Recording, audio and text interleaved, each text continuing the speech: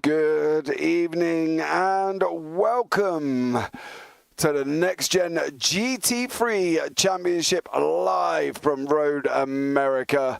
Setting Elkhart later track length of 6.41 kilometers. We are in for an absolutely amazing race. We've got 14 corners. I'm sorry about the delay. There was a problem with the settings of the session, but we're up and running now. As always, your action is going to be brought to you this evening by myself, James Parfitt, and Matt Zeniith in the booth. And we're going to be bringing you all the action live. Now, we don't have long left from the practice session, guys, as well, because we have brought a short practice session. So we will run through the results when we can. But at the moment, the cars are gridding up for the beginning of the race. So we've got about a corner and a little bit of a formation lap. So we can look really quickly. If we are so fast, we can have a look really quickly at the results so far, what is happening within the championship. Now, we've only had one race, and that was live at Fuji. So here are the current gold standings. Tom Dadswell is in first, Chris Dane second, Mark Fletcher third, Gianni Perrone in fourth, Gareth Williams fifth, Gavin Gardner in sixth, Adam Watson seventh, Rafael DeSantis in eighth, Benji McCluskey 9th, Simon Pariello in 10th, Jamie Dory 11th, and Carmelo Martello in 12th place. Now, in the silvers, we've got Adam Hedgecock in first, Stefan Albanese in second, Paul Scott third, Samuel de Oliveira in fourth, Paul Williams fifth, Igor Bembich sixth, Robert Adams is in seventh, Francisco Santos Pereira eighth, Paolo Antonori in ninth, and Stefan Schu in 10th. As you can see, the guys are coming around. We are going to be starting soon. We will catch up with the bronze when we get time, okay? But we get ready for the 2-hour endurance live from Road America here tonight on the Nxtgen GT3 YouTube channel and broadcast live on the JPB YouTube channel and on Facebook. So much love if you are here. Let us know. But we are going to be green very shortly. And we are green right about now. And currently, Carmelo Martello is leading us away with Simon Parpiola in second place, Rafael DeSantis in third, Tom Dadswell in fourth. Oh, there's a big accident. The DRS guys are gone. The DRS guys are off, and that is most of gold have gone off the field. Literally, nearly all of gold have gone off the field, and it's Stefan Albanese, I think, is still running. He's still green currently. Where is everybody else? They've all gone off into the pits. What is happening here? What just happened there, James? We've got a lot of issues. Matt, You just had a massive crash. That looked like 4 different gold people, maybe 5 going straight into the track. What happened? What is going on? There is currently an issue. I'm looking back through chat, and people are disappearing off track currently at the moment as well. Let me just try and find out what is going on here tonight, because it's all gone a little bit wrong. People are in the pits. Gavin Gardner is still out on track. There's people there, but there's people not in the session. There's people going. What has happened here? Oh my god. I mean, this may not be the start of the race, but what an interesting start to the stream, guys. Holy. Starting strong, loads of issues, a massive crash right on the straight. I'm bamboozled. I'm completely. They've red flagged the session. They've red flagged the session. Shane Abbott, I have no idea. Server messed up. Mark Fletcher wasn't added. It's all gone a little bit wrong.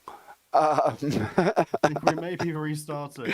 I think we may be restarting the session. I think we're just on a big old red flag currently at the moment. So while we're on a red flag, let's bring you up the bronze stands, and I might be able to do this a little bit more sensibly. And then we will have to pop onto a BRB screen while we change over the sessions. But look, anyway, this is where we're at currently as well, right? So look, there's the bronze standings. Mark Sykes is in first, Darren Doherty in second, Nigel Stock third, Daniel Sitzman in fourth, Mark Baker in fifth, Baz Meacham sixth, Liam Tack seventh, Jorge Santos in eighth, Matt Emmons in ninth, and Rich Stanton in 10th place. Now, obviously, can take your time now. Yes, mate, I don't have to try and speed read everything. So this is silver. So Adam Edgecock out in front, Stefan Albanese in second, Paul Scott in third, Samuel de Oliveira in fourth, Paul Williams fifth, Igor Bembic in sixth, Robert Adams in seventh, Francisco Santos Pereira in eighth, Paolo Antonori in ninth, and Sean Shute in 10th. So in the gold, we've got a little bit more time to read them through now. So Tom Dadswell is currently out in front, Chris Daines in second, Mark Fletcher third, Gianni Peroni in fourth, Gareth Williams fifth, Gavin Gardner in sixth, Adam Watson seventh, Rafael DeSantis. Now I've got to apologise to Rafael. His name wasn't put in right into the file I had, and it was only showing up Rafael Santis. So I've added DeSantis to this one, so his name should appear correctly. Benji McCluskey in ninth, Simon Papa. Now I've been told to be able to pronounce this. It's Papa. No, it's not Papayola. It's Papa Iola. Papa Iola. So the J is an I. So it's Papa Iola in 10th. Jamie Dorry in 11th. Carmelo Martello in a 12th place. Now, I'm just looking back through chat. There's a lot going on currently at the moment, guys. But why have we managed to sort this one out? We're going to pop onto a BRB screen, get back up into the next session. Thank you so much for your understanding. I apologise again for this issue, but we will be back very, very shortly.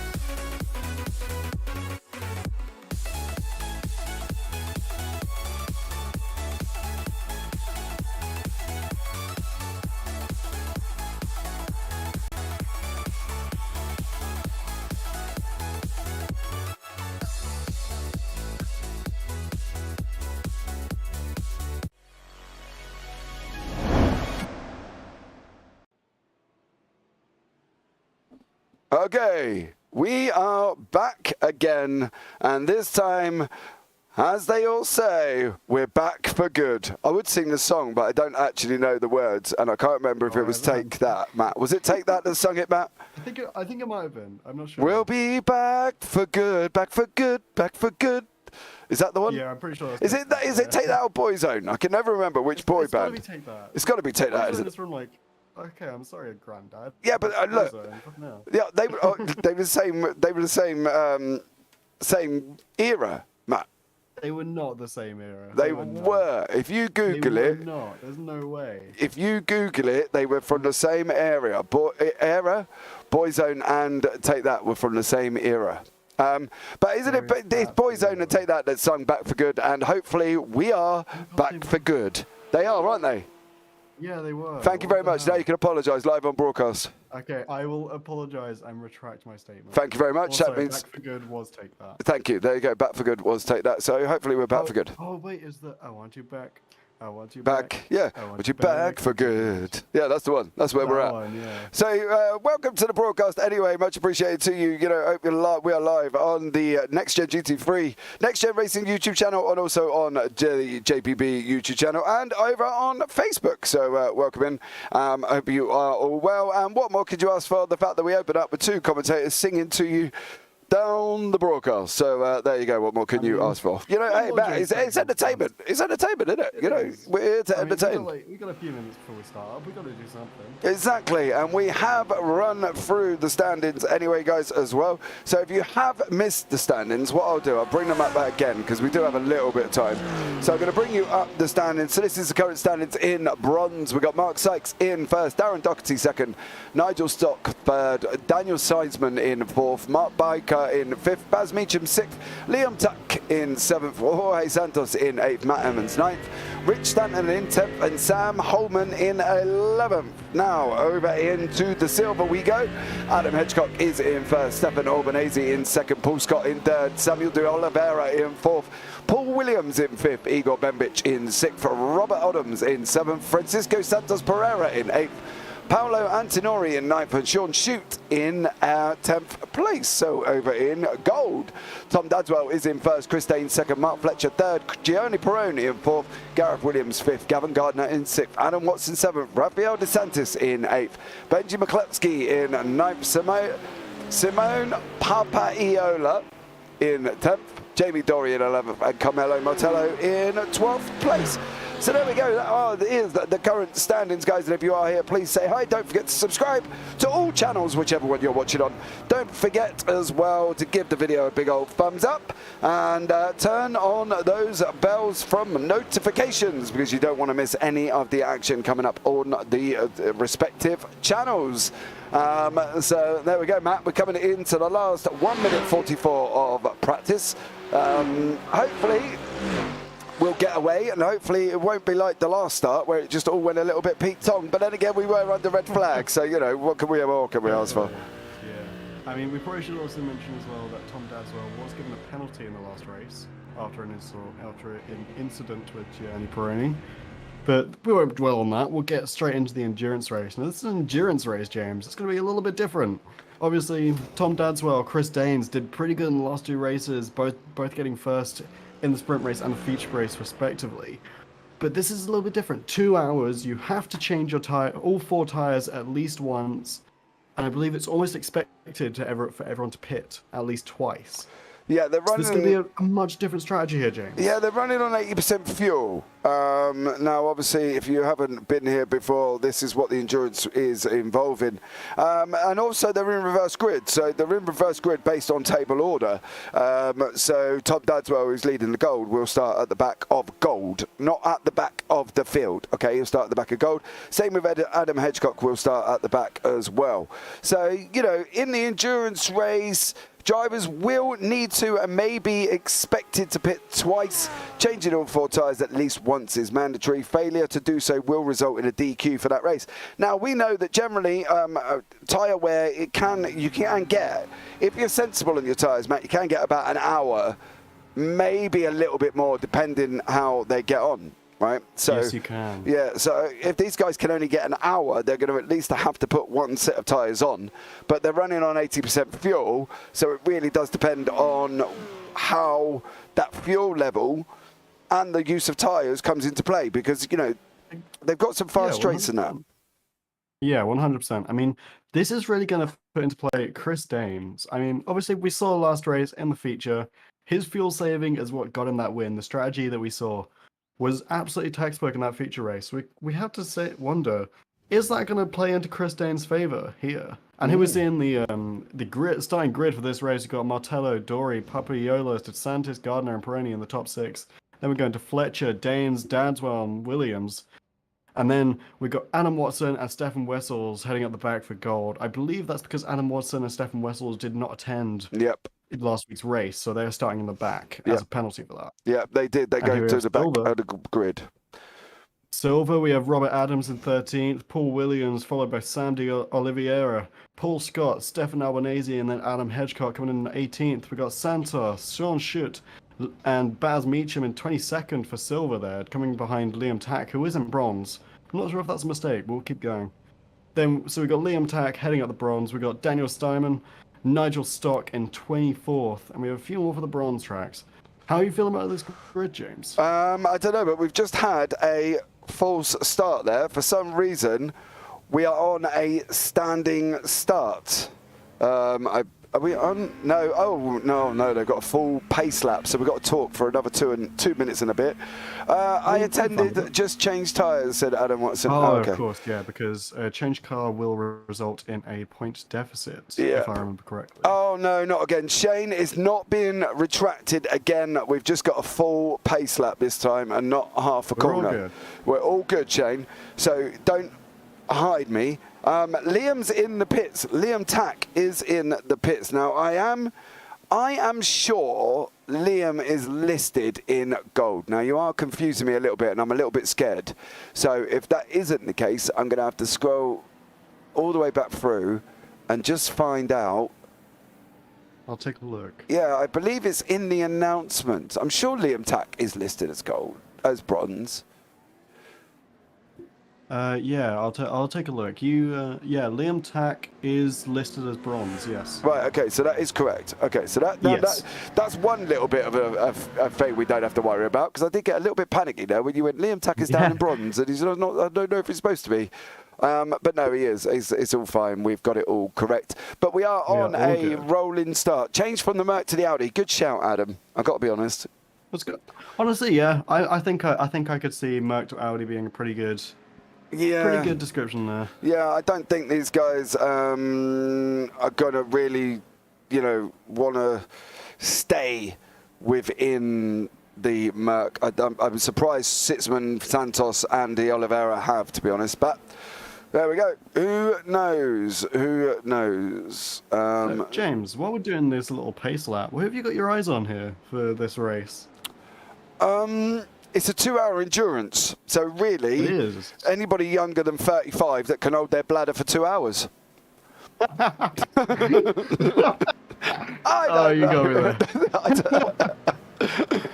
don't know, mate. What? I wasn't expecting that to be. No. That came out of left field for me. Yeah, I know. I'm sorry. If anybody's in YouTube chat, welcome into the broadcast. Broadcast by JPBroadcasting. I am James Parfitt. I got Matt Zeniith alongside me as well. Welcome in. I hope you're having a fabulous time. Diego Lucas. Welcome. Yeah, Diego Lucas just putting smiley faces in chat. To be honest, mate, I don't know. It's an endurance, and it never, as we can see somebody on the grass already. That's in a BMW. I think that's Robert Adams has taken a little trip in silver on the grass. So look, Dadswell's at the back. Sorry? Maybe he just took the scenic route. Wanted to see the grass. Yeah, mate, I think he was just saving the groundsman grass cutting. Yeah. One of the Verano Motorsports got this. All right, so you got Gavin Gardner. Seen a lot of sport for Verano. Yeah.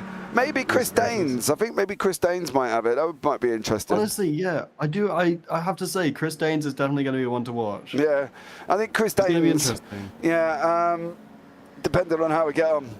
But it's not quite Race Spot TV. Sorry, Daswell. That's because,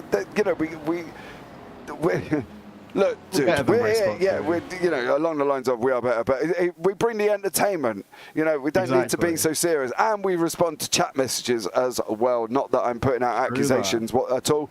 There are other broadcasting channels available, but you just happen to be watching the one broadcast by JPB on the Nxtgen GT3. So what more could you ask for? Right, let's go again, Matt. Here we go. Here we go. Let's get a start going. Let's get this going. Are you ready for this, James? No, because last time this happened, they all went crushed. They all crashed. The safety car goes out. What's going to happen here? Right, here we go. We are going to be green, green, green. And we are, Carmelo Martello is literally taking an absolute barnstorm. And a big crash in the straight. Big crash. What is happening there? Oh my, no. There is literally a pile-up in the middle of the straight. Look at this. It's just chaos. Chaos in the middle of the start of the endurance. I do not know who is in the race. I cannot tell you. All I can tell you is currently at this moment in time, there is nothing short of 1, 2, 3, 4, 5, 6, 7, 8, 9, 10, 11, 12, 13, 14, 15, 16 cars involved in that pileup. And what an unbelievable beginning to this race. While Carmelo Martello shoots off, we're going to have another look and try and pinpoint where it started from. I'm going to head down. My God. Oh, yes. I'm going to head down to Rafael dos Santos because I got a funny feeling it kicked off from there. And hopefully we are not... Oh, no, we're not doing a full pace lap. I don't want to do the full lap again. Let's have a look at the crash. If I can find where... Let's see if we can pinpoint what happened here. Yeah, bear with me, guys. I'm trying to have a look. We're going to go Chopper. We're going to go Rafael dos Santos in the middle. It looks... There's the swap over. Oh, no, the BSR, the DBS swapped over. And look at this. It just goes in. Everybody's just still coming.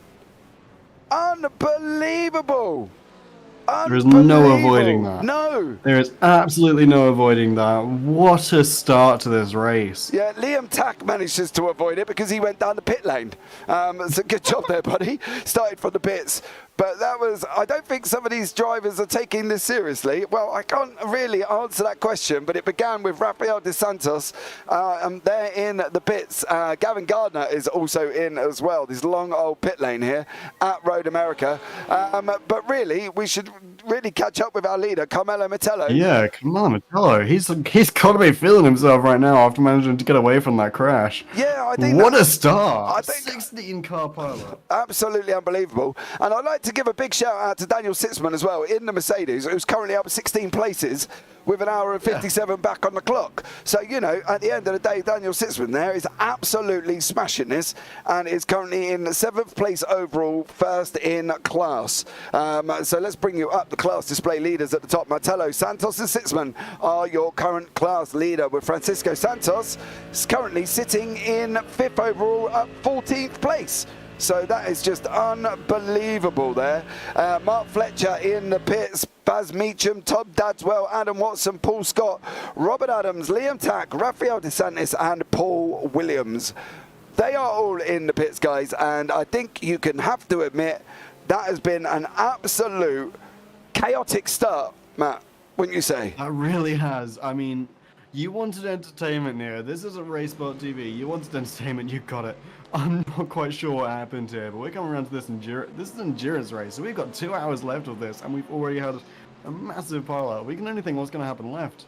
Yeah. I mean, we've got people in bronze up in the top 10 right now. We've got Mark Sykes, we've got Santos, we've got Doherty, all up in the top 10. We've got Oliveira, and I believe, Sitzman as the other bronze player. Sorry, not Santos. Santos sitting in 5th as a silver. But it's a pretty good start for these guys, you got to think. I tell you, it was just chaotic. I don't even know if we could sit back and look through and see if we can analyse what happened. But at the moment, all we see is Santos go right. And that was it.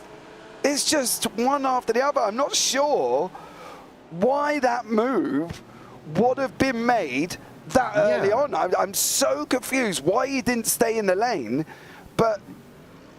he turned right and then seemed to turn back into the other cars after he hit one. Yeah, I'm not sure what happened there. I don't know. I'm going to try and have a look in his cockpit and see, look, here we go. So then we're on board with DeSantis now. He literally turns right. There's a car there. And then it's just all chaotic. Look, here comes everybody else storming in. Look, there they all are. What a pile-up. I mean... Yeah, I mean, we've got an entire two-hour race left to do, but I don't even know if we're going to have much left in us after that with all this happening. No, and it reminds me of Watkins Glen going up the S's section of Watkins Glen. If you've ever raced at Watkins Glen, you'll know what I mean.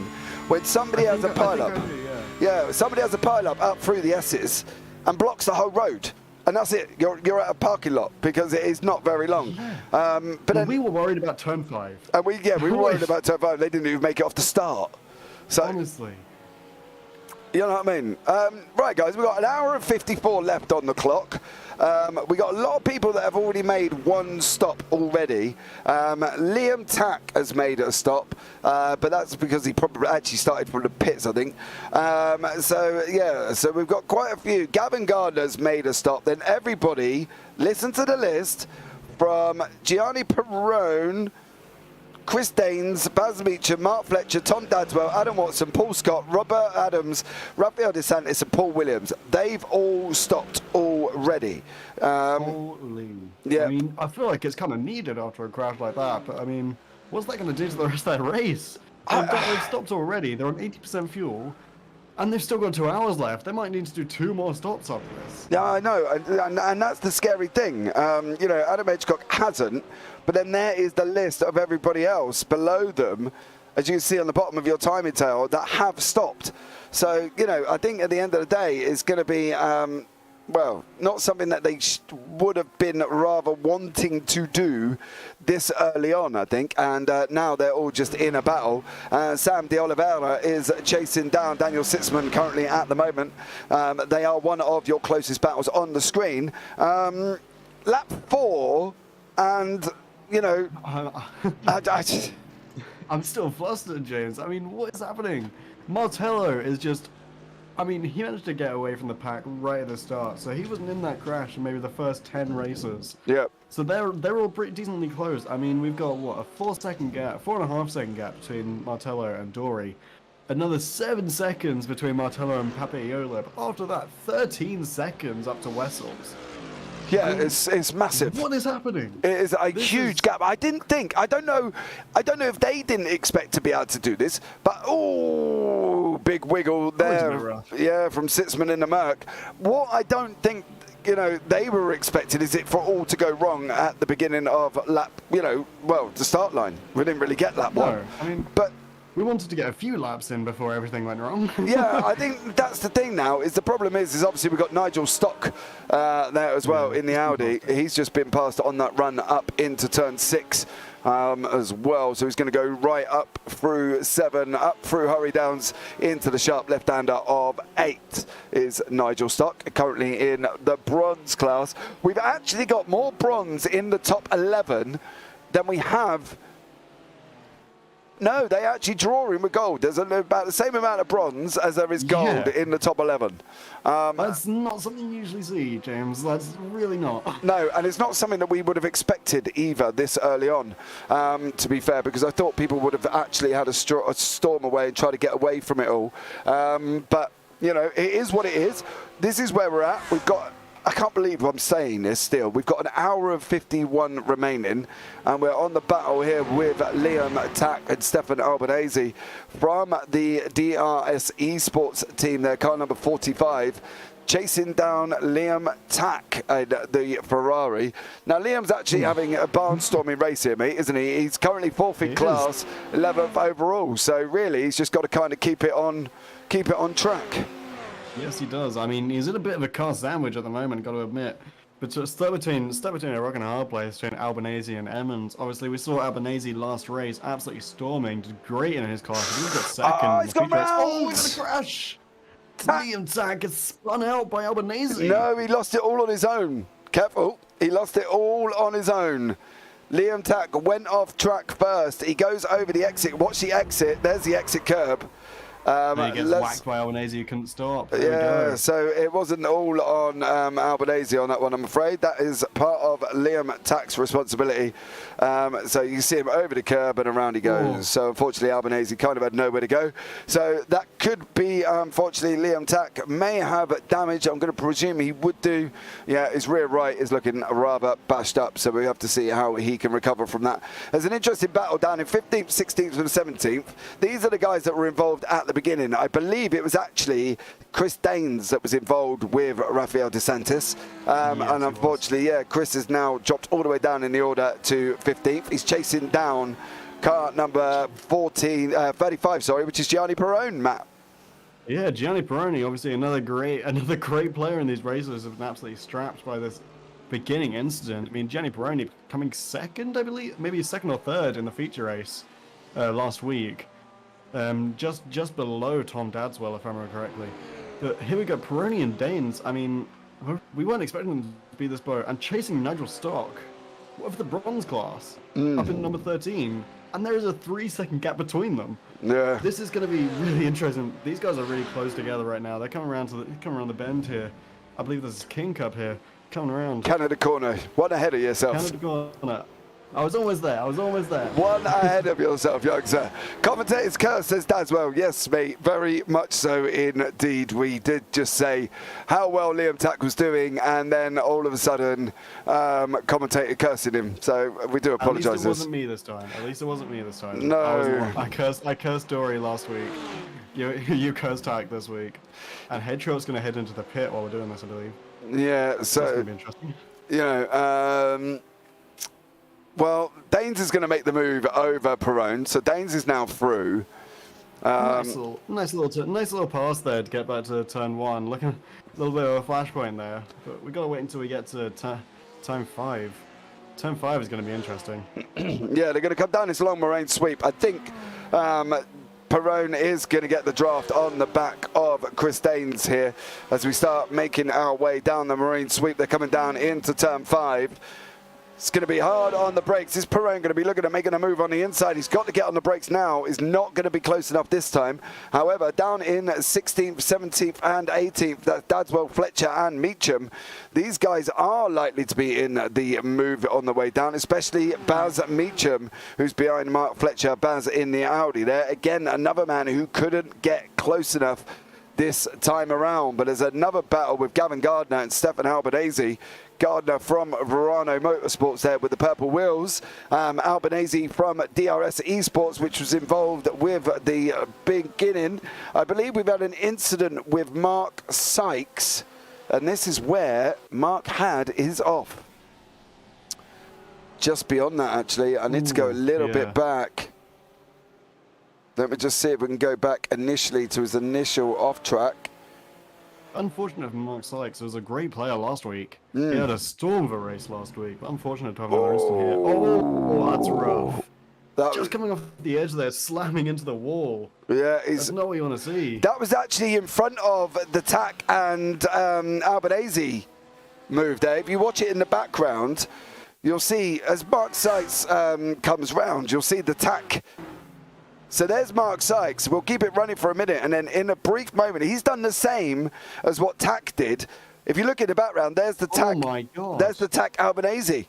So Sykes just put it in front of them, and unfortunately crashed it round. So what is happening here, James? It's easily done. Everything's kicking off, and it's not even been 20 minutes. Yeah, I know. And the worst thing is now Sykes is, I believe, is possibly out now. Oh no, he's still moving. Mark Sykes is back out on track. So there we go. Good old Mark Sykes getting the cut. That beamer underway. Liam Tack is now being chased down by Chris Daines and Gianni Perrone. Not two people I would want behind me. No, you would not. These guys are two forces to be reckoned with. Chris Daines, obviously a very decorated racer, and he's going for the offensive turn here. He's just managed to get to the inside. Perrone trying as well. They both overpass. Nice offensive play there by Chris Daines and Perrone to overtake Liam Tack there. Yeah, poor Tack though. He's just kind of, got eaten alive there, wasn't he? Oh, Liam Tack. He's just had a bit of a rough turn there, just overshooting it a little bit, sliding into the grass. Liam Tack starting off with a stellar performance, but it seems to have kind of crashed and burned here 15 minutes in. Hopefully he can bring it back by the end of the 2 hours. I think he's going to need to pit, I think his car could be relatively damaged to the point of where he may need to pit.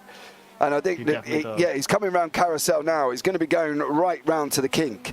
And I think if I was Liam Tack, I'd be looking at taking that Ferrari into the pits currently, because if he doesn't, he could be under a caution, get another off track or another incident that he really doesn't need for himself. Do you know what I mean? And I think that's that's the thing, and I think Liam really has now got to play the long game and get that Ferrari into the pits and see whatever the kind of damage he has got, and he's get back up. Daswell, that poor guy goes up every time you mention him. Well, yeah, we need to stop mentioning Tack. I mean, yeah, but you can't. We really seem to be cursing him here. Yeah, but you can't blame us all the time. I'm sorry. We're the casters. We're always to blame. You can't blame us all the time, because at the end of the day, we're not in the car. You know what I mean? It's just. Also, by the way, while this is all happening, Sitzman is still leading bronze in number 7 ahead of Oliveira, Emmons, and Gardner, sitting pretty at the top of the bronze class, and Santos top of the silver class, 5th, a whole 7 seconds ahead of Williams. Poor old Sitzman's kind of on his own. He's in this kind of no man's land that basically Gazza Williams is 3.5 seconds in front of him, and then he's got Sandy Oliveira behind him, a further 6.5. So really, Sitzman's just got to kind of get on with it and kind of get on to his racing, because at the end of the day, he's not really battling with anybody. So the concentration can go. I think that's where I was going. It just took me a long-winded way to get to the end of my story. I knew where you were going. I knew where I was going as well. But that gives us a chance, guys, to have a look at a driver focus currently. And the driver focus for this specific half an hour is Mark Sykes. So Mark here as well, age 47. Been sim racing for 8 years, if not longer, he said. So he can't remember. He's definitely old because he can't remember how long he's been sim racing, which is me all over. But then again, I know that I've only been sim racing for a couple of years. I've been playing games for a long, long time. So Mark Sykes, we got hold of Mark earlier on. We said to him, Mark, what is your biggest inspiration in motorsport? He's put Jenson Button. Just an all-round great guy. I think that is nothing short of unbelievably truth. Senna, and then he's put, obviously, after it as well. So Ayrton Senna there, one of the all-time greats, if not the all-time great of Formula One. And if anybody disagrees with me, hit me up in the DMs and we'll have a long-winded conversation about it. And also he's put Kimi Räikkönen. Now, Kimi Räikkönen, as we know, is the Iceman of F1.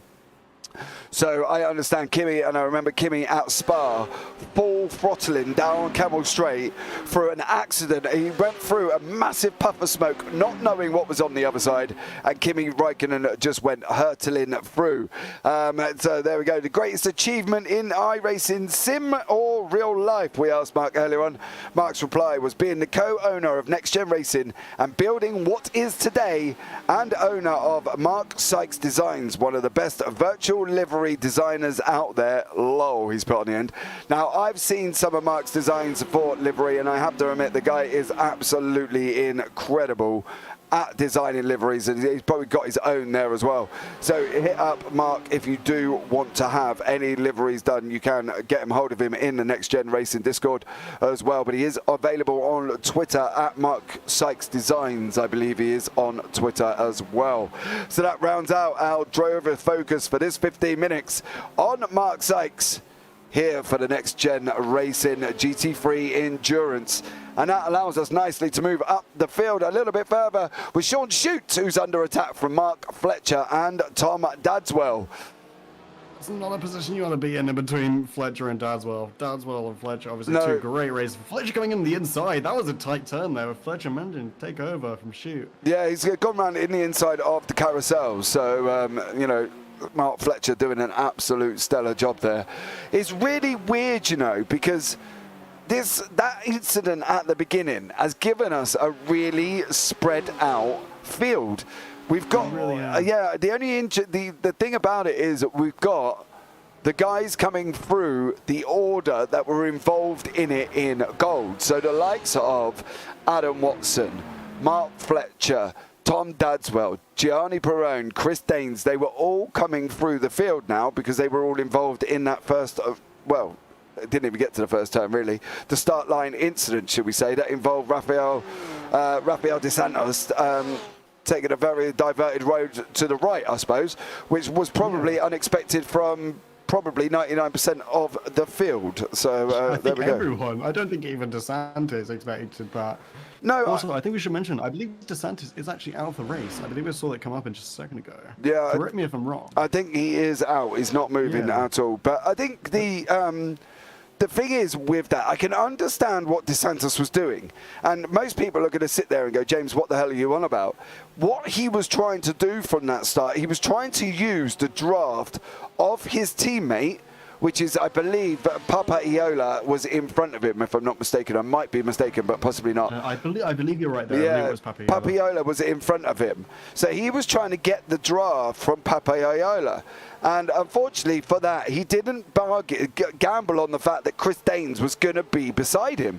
So as he's come beside him, and he's obviously gone to the right to try and pick the draft up of his teammate, boom, Chris Daines was there. They didn't get a long enough gap between his car and Chris Daines to allow him to come across to the right. And, you know, I'm sure his spotter would have been going crazy saying car right, car right, car right, because it does for mine. And I drive radicals. I don't even drive these cars.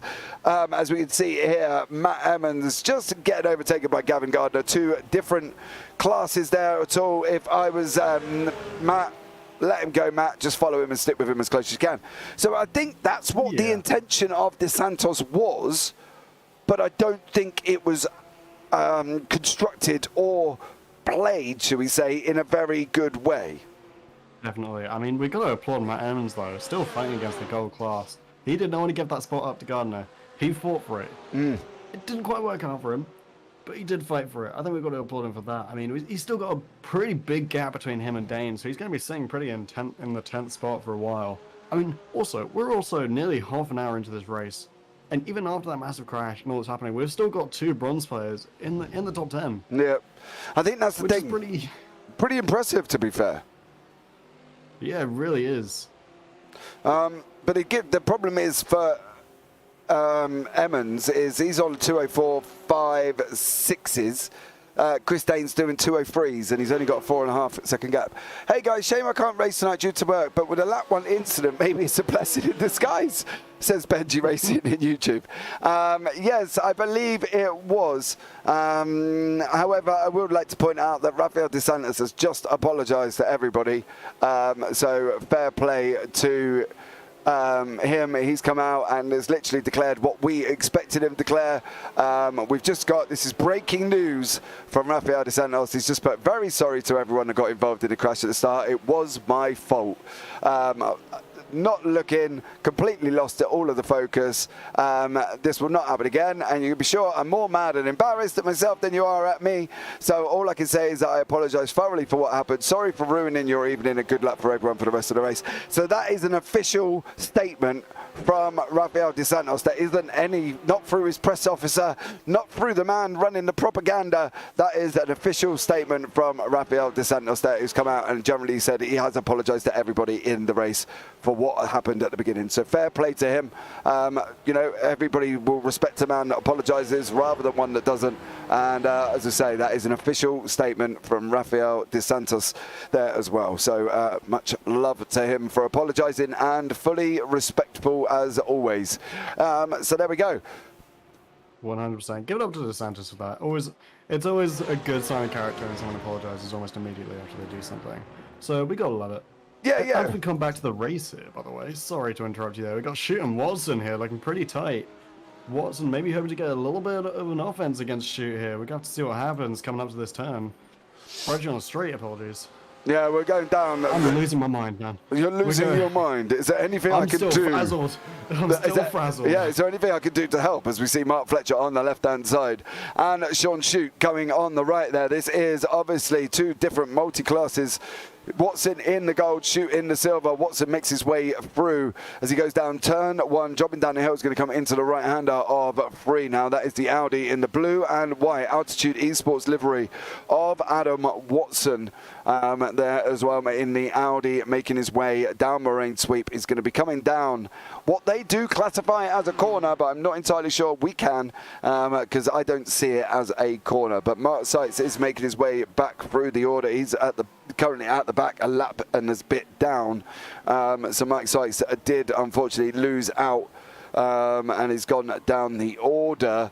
So poor old Mark Sykes now down at the bottom. Yeah, he's 1 lap down at the moment. DeSantis is out. Paul Williams is also listing as a lap down as well. I think he's near enough, give or take, close enough to the fact that the system will pick him up and say he is a lap. Definitely. But I think the thing with that is as well that now, Mark's pitted. He was in the pits for about 3.5 minutes. Now, obviously, as the race goes on, he may get some of this back, but whether or not he would get the whole 3.5 minutes is a little bit, we're going to find out really after that. But I think the interesting thing is here, why we're doing this, Carmelo Mettello has pulled out basically a 12.7 second lead. Wow, what? That is absolute insanity from Carmelo Mettello. They bring out 12 seconds. I think we have to say a little bit of luck there coming out, maybe perhaps. Oh, 100%. Round 1 incident. 100%. Dory also wasn't involved in that incident. No. Dory and Martello were 2 of the main people who managed to get away from it. So Martello, we gotta give him props for managing to get that much of a gap ahead of Dory. I mean, they started in the same space. They did not end in the same space, I can tell you that much. I think that's one of the things with endurance racing in general is the fact that, there's so much that can happen, and there was so much for unexpected things that happen as well. And it's almost played a knock-on effect. I think we're going to have to get to the end of the first hour once the pit stops take shape to be able to get everybody back close together, because I think what's happened now is obviously where that incident happened. We've obviously got the whole field spread out currently, and that's where we're at the moment. But I think once Martello, Dory, Papaiola, Wessels, Santos, Williams, Seisman, Oliveira, Gardner and Emmons all pit, I think that's where the field's going to be coming back together. Definitely. But we've also got to remember the other guys do have to pit as well. So it's going to be a bit interesting depending on the pit strategy. But it's gonna take a lot of work for some of these guys to get back. But when they do get closer, we're gonna really be able to see who's got what it takes to win this endurance race. Because we knew this would be an interesting one, right, James? Endurance races are always a little bit spicier than the regular ones. We knew something was gonna come into this. Yeah, I don't think we expected it so early on, mate. No, lap 1 definitely was not what we expected. I mean, I was expecting a bit of a crash at some point. I mean, I have to admit, I feel like I've got a little bit of sadism in me, because I was kind of hoping for one, because they were quite interesting. But when it comes to a lap 1 16 car pileup, I'm not sure what happens here. Yeah, no. We got people like Dadswell. We got people like Dadswell all the way down. I mean, we've got Peroni and Dane still in 12th and 11th behind Matt Evans. Apologies. Yeah, they're catching up now. But... Yeah, we got Stock has just overtaken Liam Tack. Now, obviously, everything we've had with Liam this evening, every time we're on in, I'm not going to spend too much time down here with Nigel Stock and Liam Tack because I don't want to. Unfortunately punish the young man anymore. But however, we will jump on board with Matt Emmons, and he's being chased down by Chris Daines. Now this looks a very one-sided battle, and Matt is just probably going to stay to the left-hand side. Chris is going to send it up the inside of the Moraine Sweep at the end of the sweep into turn 5. Different braking points, same car, mind you, and around he goes. So that is Chris Daines making his way back through the field up into 10th. He's still down 2 on his grid slot. However, he's not matching Daniel Sitzman, who's up 16, and Francisco Santos, who's up 14 positions. Exactly. I mean, also, Sitzman's still sitting up in 7th this whole time. He's doing pretty good for himself. Up 16 spaces. You got to think, can he keep it? Is the main question. Well, because I mean, it's going to be difficult. He is a bronze class, so when it comes to fighting against the gold and the silver class drivers, as we see him getting chased down by Oliveira there, a little bit of a gap between them. but not much. Yeah, it's 4.7 seconds currently at the moment. Daniel Sitzman last lap time was a 2:04.04, which was his fastest lap time. It's a pretty good lap. Yeah, pretty good. Exactly. But then again, we've got Camelo Mettello doing 2:02.73s, but we have got a difference in about 3,000 IR and obviously 2 different classes. So, you know, the fair play to Daniel Sitzman there. He's absolutely killing what he can do in that car currently as well. As we can see here, we've got Samuel de Oliveira. I don't believe that is actually Oliveira. That is car number 25. That is Robert Adams there. Oh, we got a bit of a lap situation going on. I see. Apologies. Yeah, so that's Robert Adams sitting in 23rd. No, 25th. That's Paul Williams. I can't read, James. No, it's not. I forgot. The window has their position. So, like, Sitzman has 7. There we go. Yeah. Williams has got 25. Okay, right. All right. So the window is. My glasses. Yeah. Well, I've got very focus. So you know we need them. I can't see past me end of my nose. If I don't point my nose at something, it don't work. Liam Tack has finally got that Ferrari into the pits. I think that's probably the right thing to do. Albanese is being chased down by Tom Dadswell here, so we have to keep an eye on this one. I think Dadswell is going to trying to take the outside up the Moraine into turn 5. His overspeed is quicker anyway, and I think Dadswell is going to make that move. So that's Dadswell up into 9th place in class, 13th overall. I think that's where the spice is going to come from, Matt, is the fact that all of these drivers are making their way back through the field. Exactly, yeah. I mean, we're obviously, as the race levels out, we're going to see the classes start to kind of merge again. We're going to see them come back together. We're going to see Santos and Oliveira and Sitzman probably dip below the gold classes as we come in towards the final edge of the race. Obviously, that might not happen. There is always a chance. I mean, it's live racing. Anything can happen. We could still see Santos sitting up at 5th at the end of this race. We don't know. I mean, there's a 13 gap between him and Williams at the moment. Another 6-second gap between Williams and Sitzman. Another 5-second gap between Sitzman and Oliveira. But once we see them close up, that's really where we're going to get the spice.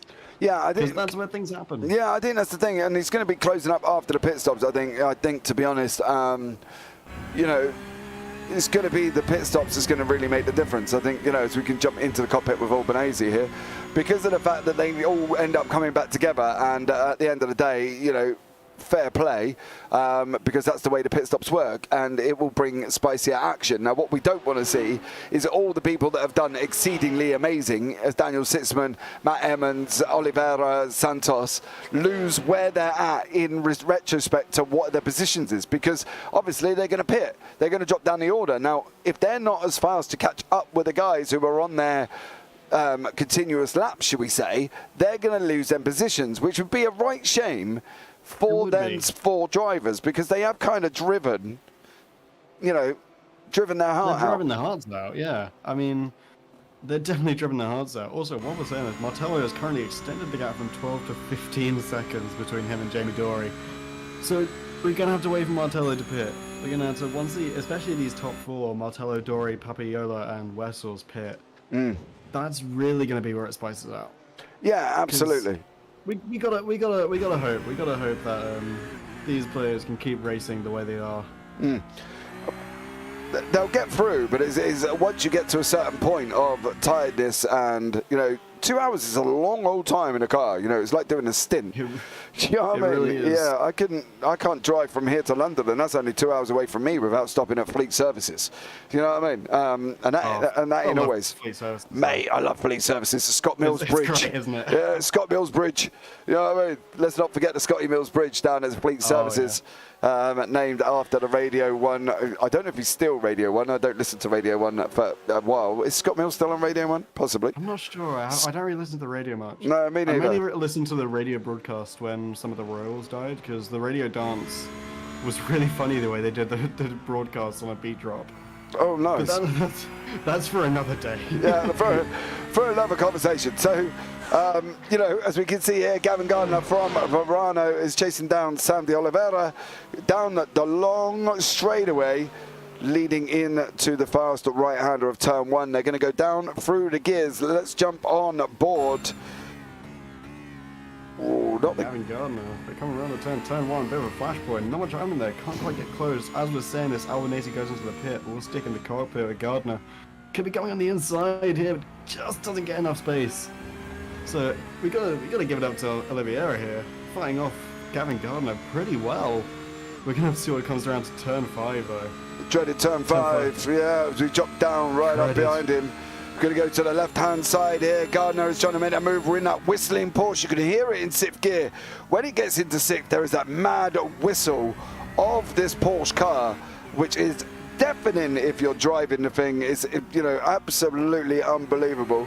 But that is Gavin Gardner up into 10th place. I don't really feel we need to continue on board because Gardner now has gone past De Oliveira, and Papi Iola is got basically Stephen Wessels less than 50%, 50% behind him, 5/10 of a second behind him. There we go. There we go. You got there eventually. Hey, look, man, it's been a long day. You know It has been. It's been a long day for both of us. Yeah, so Papa Iola is currently in 3rd place. Yeah, he's been catching up on Dory a little bit, ever so slowly. That gap between Papiola and Dory is ever so slightly closing. We're going to have to see if he can fend off Wessels, though. Wessels is nothing to shout at, nothing to sniff at, apologies. He's a pretty good racer, so we're going to have to see how he can hold up to Papiola. Obviously, Papiola doing pretty good last week. Away we go. That was Albanese coming out the pits, and I believe that was a very fast approaching Audi of Jamie Dory there, flashing Albanese to make sure he can get him through and out of the way, because obviously these guys are coming through. Wessels and Papa Iola. Papa Iola is coming through the order, so you know, they're trying to close him down as these guys are heading down the marine sweep, and then down into turn 5. I'm not expecting Wessels to make that move, but let's not forget Wessels made that move. He was at the back of the gold because obviously he missed the first race, so he didn't get any points on. Yeah, he did. Was he even in last week's race? No, he missed it completely. No, that's why. Yeah. That's why he started behind, but he's done pretty well for himself, getting back up to 6th. Yeah, absolutely, because at the end of the day, you know, he's put the effort in. He managed to, I'm going to say, avoid. I think, to be fair, I think that's the word that we really need to try and emphasize, is the fact that the people that are not a lap down or not have to go into the pits or anything like that, are these the people that avoided the carnage of down the start-finish straight. So at the end of the start line. The start line. We didn't even get to the start line, yeah. So we go back on board with Baz Meacham, who is trying to chase down Paul Scott currently as well. So there is Baz Meacham in the Audi, chasing down Paul Scott. Also in the Audis, we've got 2 Audis here as well. More importantly, they are from the same class as well. So Audi off. Coming into this, Baz Meacham, Scott. It's a silver Scott, Audi off. Yeah. They're both pretty good racers. I mean, I don't know if we saw Baz Meacham last week. I can't quite remember. Yeah, we did. Yeah, it's been a bit of a long week. But they're both pretty decent. So it's going to be tough. We're going to have to, Baz Meacham obviously going to have to put on a bit of an offense here to try and get around Scott. He's going to have to get quite a few good turns. He's going to have to get on that inside track. Yeah. If he wants to come in here, and also, by the way, the gap between them, as you were saying before, from they avoided, is very noticeable now, because we got Santos up in 5th with 23 seconds behind Martello, and Williams with another 14-second gap between him and Santos. So we can see the kind of border starting to form there between the people who avoided the issue and people who didn't. Yeah, and these are Chris Daines and Gianni Perrone here as well. On the right-hand side is the Altitude Esports, and on the left is Verano. They're both in the Beamers here. 12th and 11th Perrone in the Verano on the right. Oh, no. That's what's trying to run it wide. They're going to go down into turn 3. How is this going to work out? The gap's got to be there. You've got to leave room, remember. I mean, we did have an incident between Top Dadswell and Gianni Perrone last week, so maybe there could be a little bit of a feud going on here, James. Well, let's hope these guys don't battle it out and put each other in the wall, however. Perrone has just settled in behind Dadswell now to try and pick up his toe as he's heading down the hill into turn 5.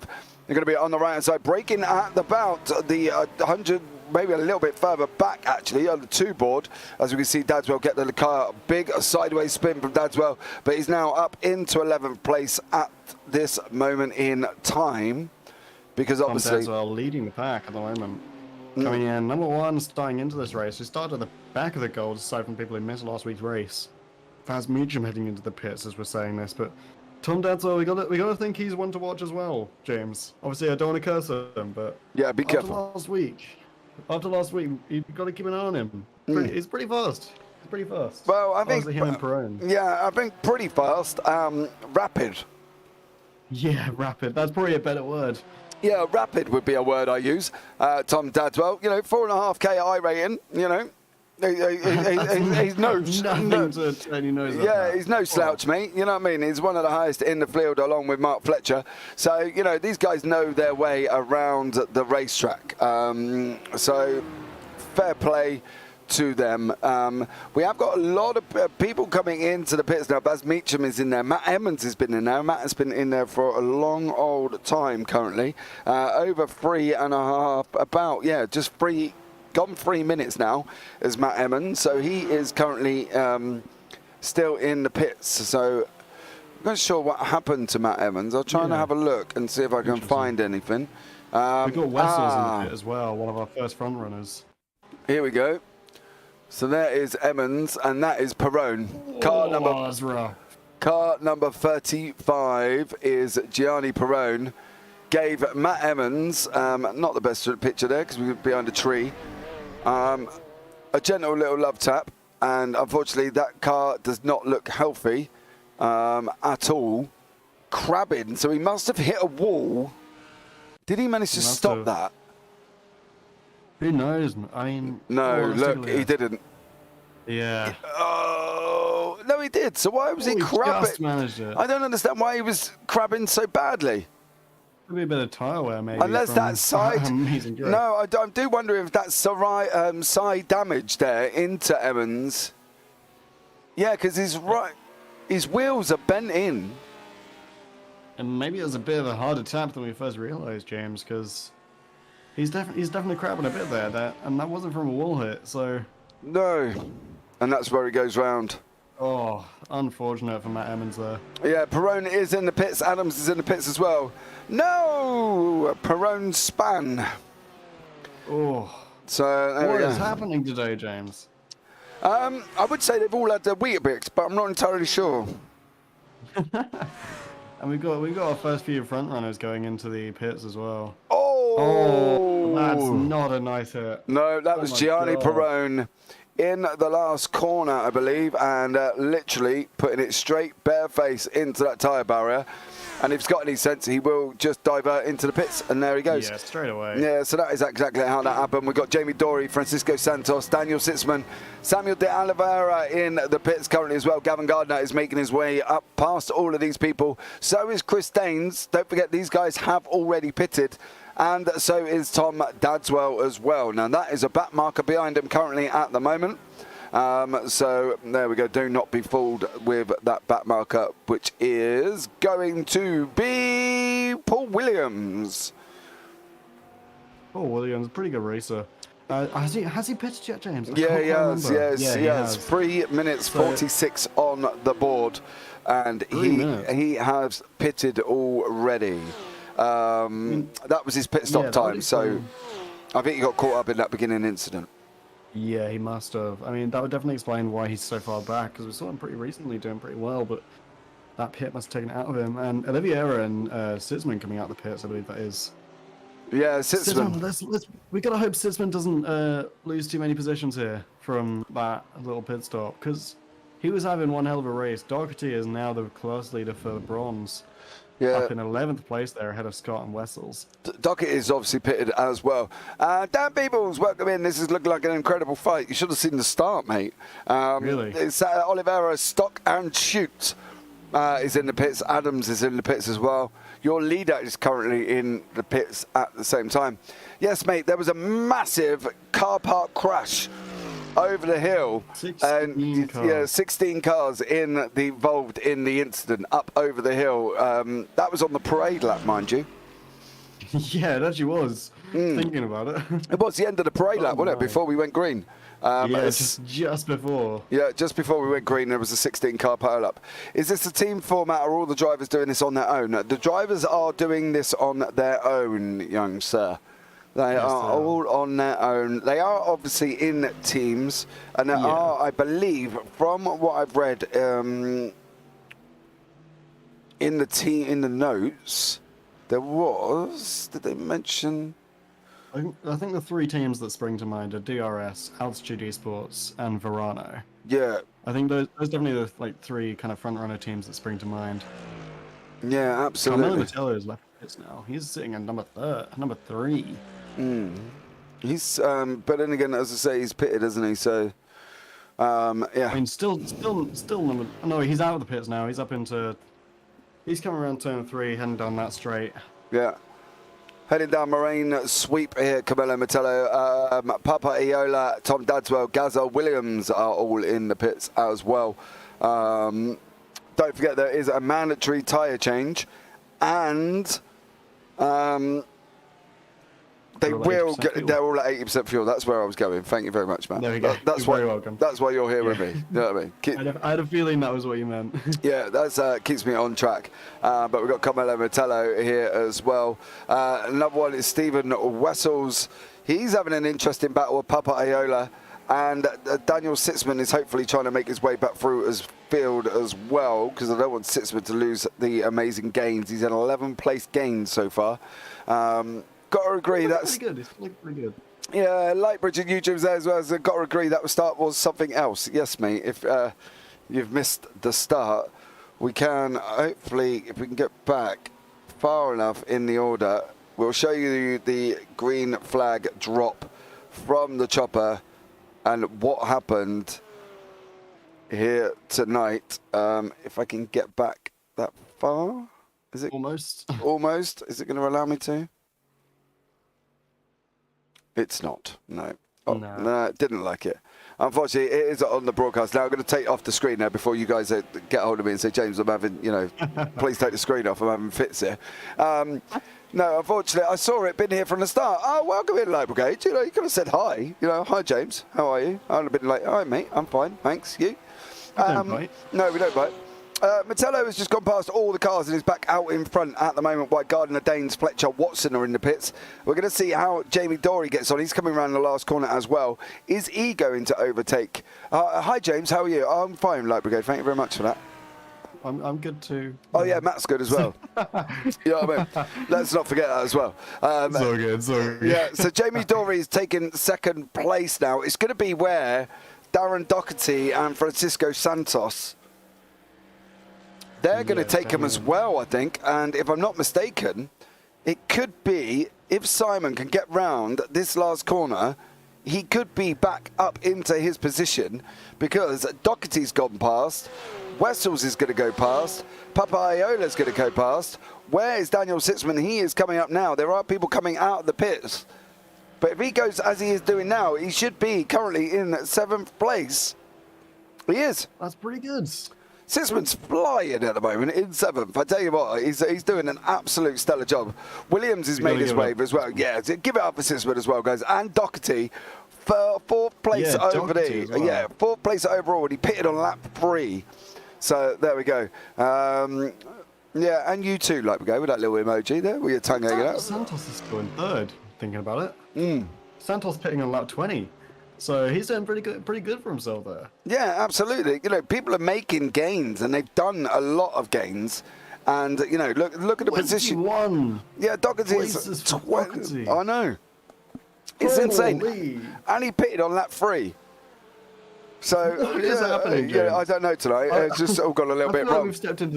I feel like we stepped into the twilight zone or something. What is happening? I think the interesting thing about this as well is the fact only 2 bronzes. No, there is more. They're further down the order from 20th downward. So we've got Stock in 20th, Sykes in 22nd, Emmons in 24th, Liam Tack down in 26th. So there is more. The Time and Tower is obviously listed at having 20. But, as it's you and you want to see what's going on, there are the rest of the bronzes there on the left-hand side for you. Gavin Gardner is locked in this battle with Chris Danes and Adam Hedgecock as well.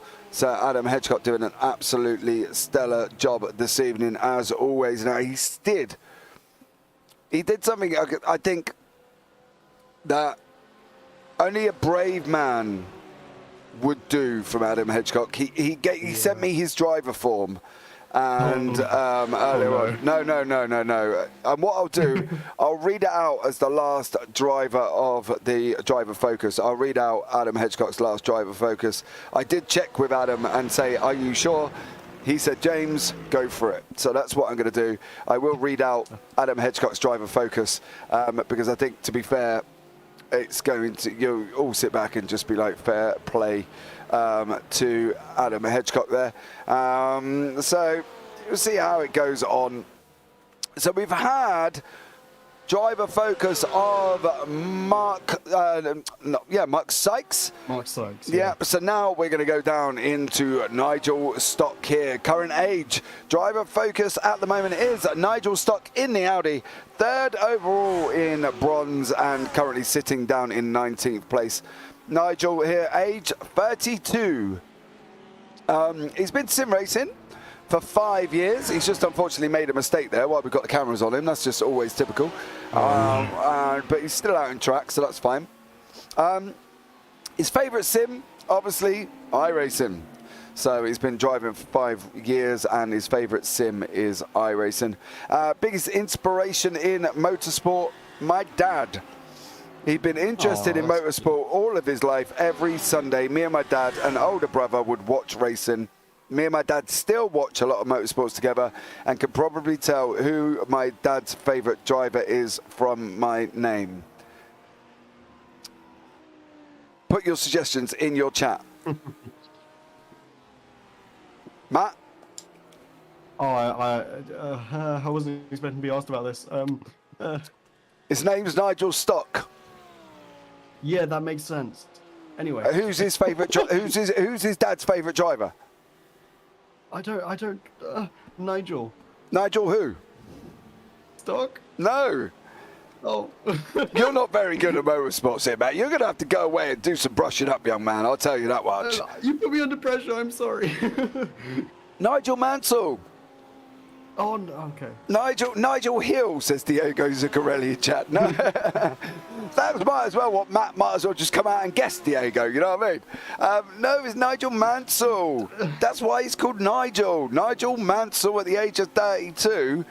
There are several Nigels in this world. No, there isn't. Not in motorsport. Not the most famous one. Oh, Matt. I'm sorry. Let's get a P45 for Matt on the way out of the door. Don't let the door hit him on the way through. So that's Matt's gone. No, so Nigel Stock named after Nigel Mansell there as well. Greatest achievement in racing, sim or real life. Been in great championships that Nxtgen and Crest Autosport put on. Competitive in them, some great talent in them as well. So isn't it Nigel Mansell? Yes, Dan Peoples, it's Nigel Mansell. So that's Nigel Stock there as well. Driver focus, been in some great championships and has done well. And he's currently doing rather well here tonight, sitting down in 19th place overall and 3rd in class. So there we go. So that gives us the driver focus for this 15 minutes, guys. We'll pick up another one very, very shortly. But at the moment, we're going to go back to Daniel Sitzman, who's being chased down by the very fast Mark Fletcher and Adam Watson. And there's only there's only about a 4.6k IR difference between Daniel Simon and Mark Fletcher, you know. So Daniel Sitzman on a 1.363, Mark Fletcher on nearly a 6k. So massive difference. Yes, you got it, Dan Peoples, he says it in YouTube, but he got it. So this is where I think Sitzman's done the right thing here. Move over, let them through, not your fight. Yeah, definitely. Is it? Not. That's definitely the right move there. I mean, being behind Fletcher and Watson, you don't want to be ahead of them in this situation. I mean, getting chased down is definitely a situation you might end up regretting if you try and fight it out. So good on him for just letting that go. And by the way, as we're saying this, we've had three drivers in total out of this race. Liam Tack, unfortunately, out. We got Adams of the silver class, and we got Rafael dos Santos, all dropping out of this race. Unfortunate for them. We got one of each class as well, James, which is a little bit of a good little sprinkle there. Well, I suppose the only thing is we've got continuity. You know what I mean? At least there's one going out of each one. There's no disparity between classes here. No. However, if you were watching the broadcast earlier on, you did see that we did go into one race where chaos commenced and half the gold field was out at the beginning. And then it got red flagged, and then we had to move back in again into another session. So that was just unbelievable. But Gavin Gardner is chasing down Chris Danes currently as well on lap 26, and we've still got an hour and 6 minutes left.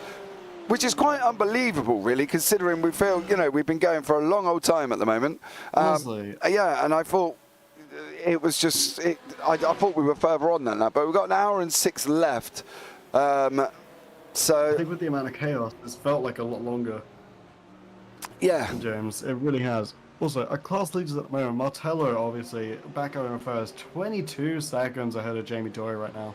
We got Santos in 3rd position overall. Class leader for silver, and we got Sitzman sitting on top for the bronze at position number 9.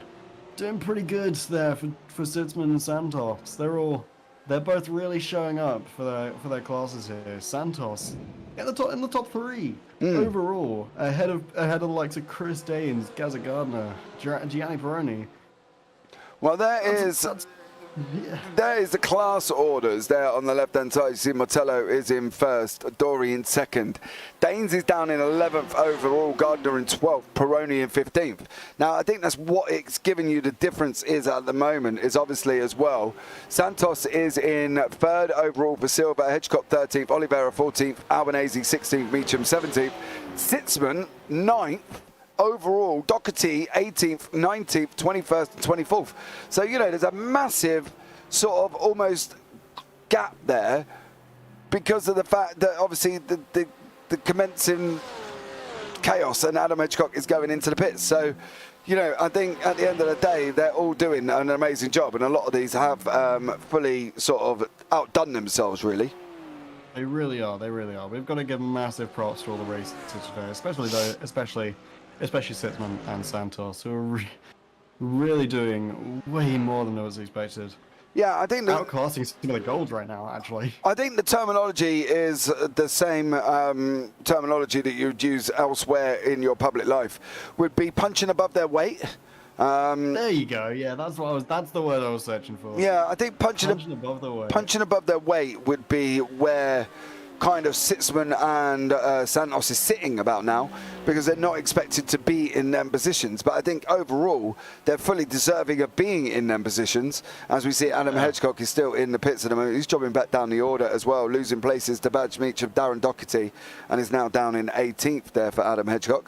But they may be punching above their weight, but they're still holding on. I mean, it's not an uneven fight at the moment, I gotta say, James. I mean, they may be outclassed, but they're certainly not outgunned, as they're really showing up with absolute guns blazing right now. Absolutely. Now, Diego Zuccarelli, this is a 2-hour one-off endurance special. Rounds 2, 5, and 8 are going to be endurance races. So we've got Road America, then we've got Spa, and then we've got the Nords combined. So they're going to be 2 hours of Nords combined. 2 hours of Spa, and then 2 hours of here at Road America. So normally the setup is a 15-minute feature, and then they do a 1 hour sprint race. That's the normal... Other way around, James. No, it's a 1 hour feature and a 15-minute sprint. What did I say? 15-minute sprint race and a 1 hour feature, didn't I? Yeah, you said a 15-minute feature. Oh, no. All right, so normally a 15-minute sprint and then a 1 hour feature. So that's what it normally is, but then they have the one-off specials of 2 hour endurances. The endurance races grid is designed where you only have an hour practice, you don't have qualifying. The grid is done by reverse order of the standings. So for instance, Zuccarelli, if you were first in the standings in gold, you would start at the back of gold for the feature race. You don't go to the back of the grid, you go to the back of your class. Exactly. That's right, isn't it? Yeah, we obviously do have to... Yeah, that is right. Yeah. And we do have to mention, of course, it would be in class order. So if you're at the top of gold, you start at the back of gold, not at the back of the entire race. Exactly. So it goes gold, silver, bronze, obviously, as you can see, done by the left-hand side and on the top of your screen. That tells you all the leaders currently as well. So, you know, there's a lot going on. Nice format. It is a nice format. If you want to get involved, Diego, all the links are down in the YouTube channel description. Don't forget, guys, as well, one of the things I haven't mentioned for a while, don't forget to give the video a big old thumbs up as well. Hit subscribe on the channel and turn on the bells for notifications, because you're not going to want to miss any of the action that's being brought up on the Nxtgen YouTube channel or on the JPB channel as well. So don't forget, if you haven't already, give the videos a big old thumbs up, turn on the bells for notifications, and you know, you ain't going to miss any of the action then, are you? Exactly, exactly. 1 hour, 1 like equals 1 hour of Formula 1 homework for me, because apparently I need it. Yeah, we won't talk about that, will we? No, we won't. We'll keep that under wraps. No, we'll ignore the fact that you didn't know who Nigel Mansell was. Look, okay, right. I'm from a different era. Oh dear, now I'm definitely old. You know what I mean? This is just unbelievable. It's Daniel Sitzman now under attack from Gazza Williams going down the long straightaway. Again, this is not Sitzman's fight. I wouldn't be fighting too hard, and he doesn't, and that is Williams through. What I would be looking at trying to do, though, is trying to get a hold of the back of Williams and maybe join in and see if he can tow him at all. Sitzman giving him a little bit of a flash. Hello, mate. How are you, Flash? More than I'm upset because you made a pass on me. Kind of flash there as well. But Mark Fletcher is under attack from Adam Watson as they're going down into the marine sweep. Both guys from altitude. It's going to be difficult for them not to race, but I'm also going to presume that there may be some team orders in place. So there you go. Maybe. I mean, if I was on this team, I've got to imagine there'd be a bit of friendly rivalry going on, you know? Yeah. I mean, they're on a team. They got to fight each other a little bit, as long as they don't kind of crash into each other into the walls. I'm sure it wouldn't be too bad for either of them. Yeah, I don't want to. Light Brigade just said it's best not to mention James Hunt. Do you know who James Hunt is? No, I do not.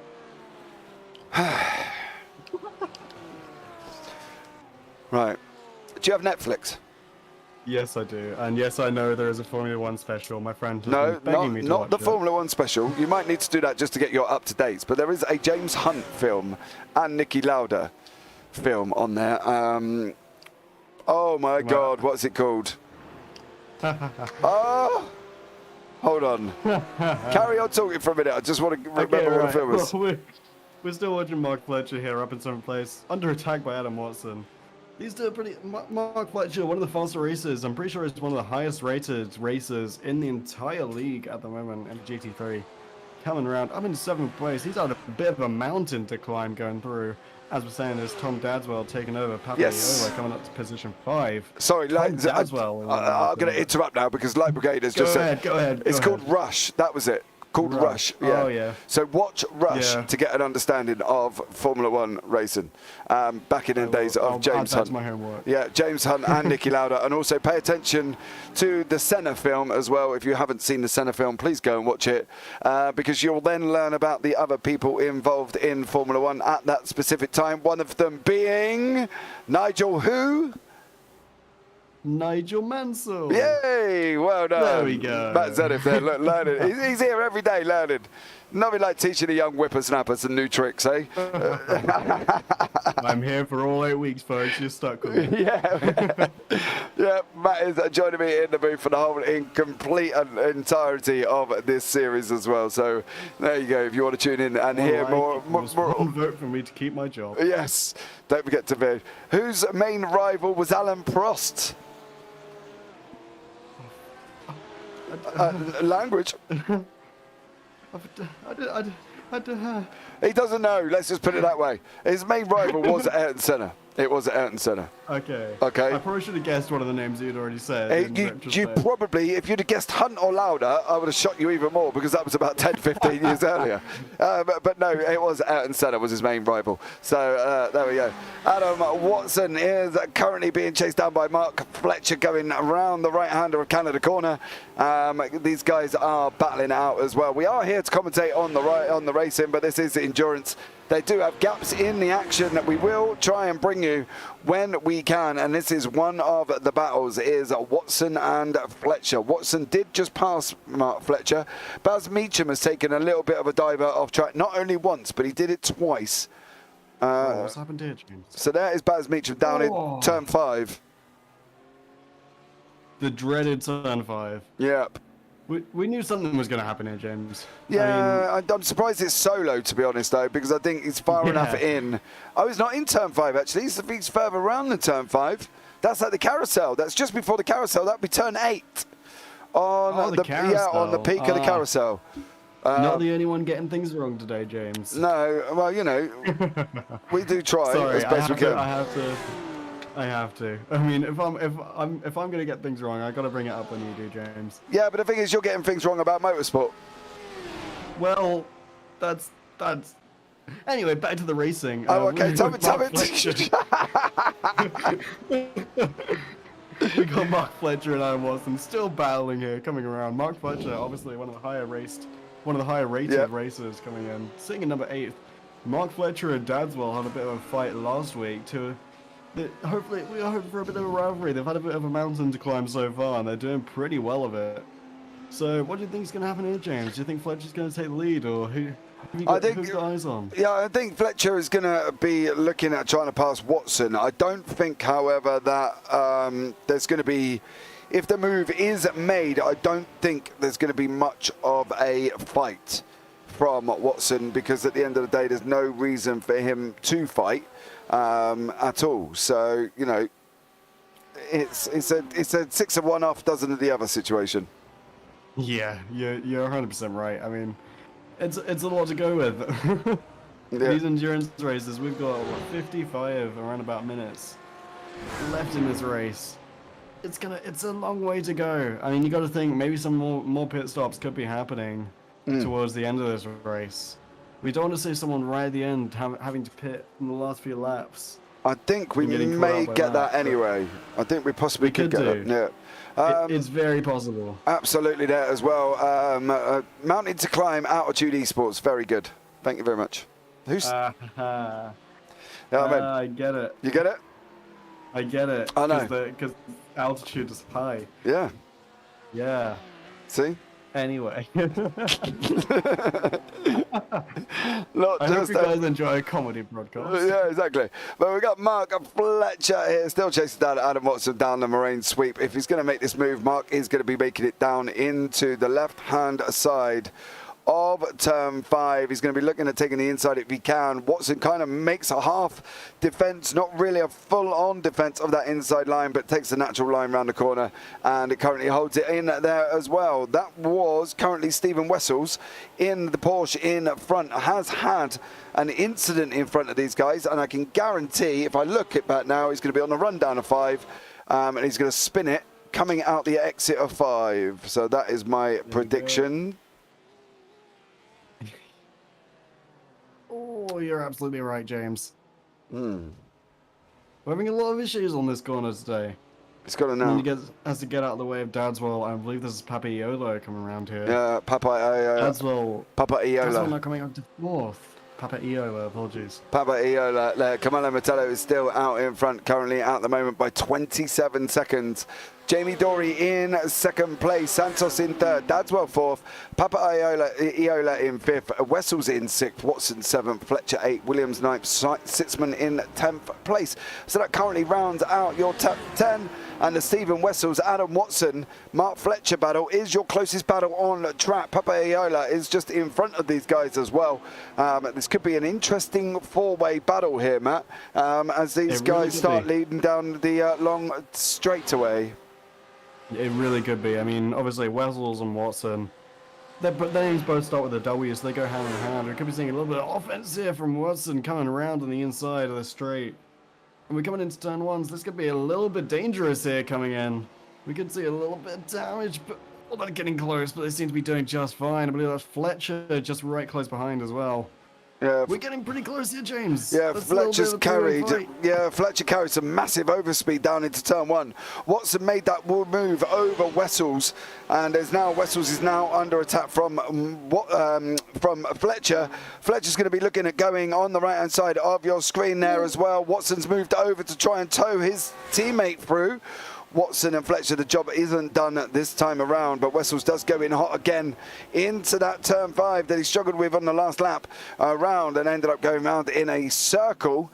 So unfortunately for Wessels, he's a little bit under the cosh at the moment. Sean Shute has been off track and has taken a little bit of a diversion, as did Wessels there at the moment as well. So Wessels has been off, but this looks like it could be Shute.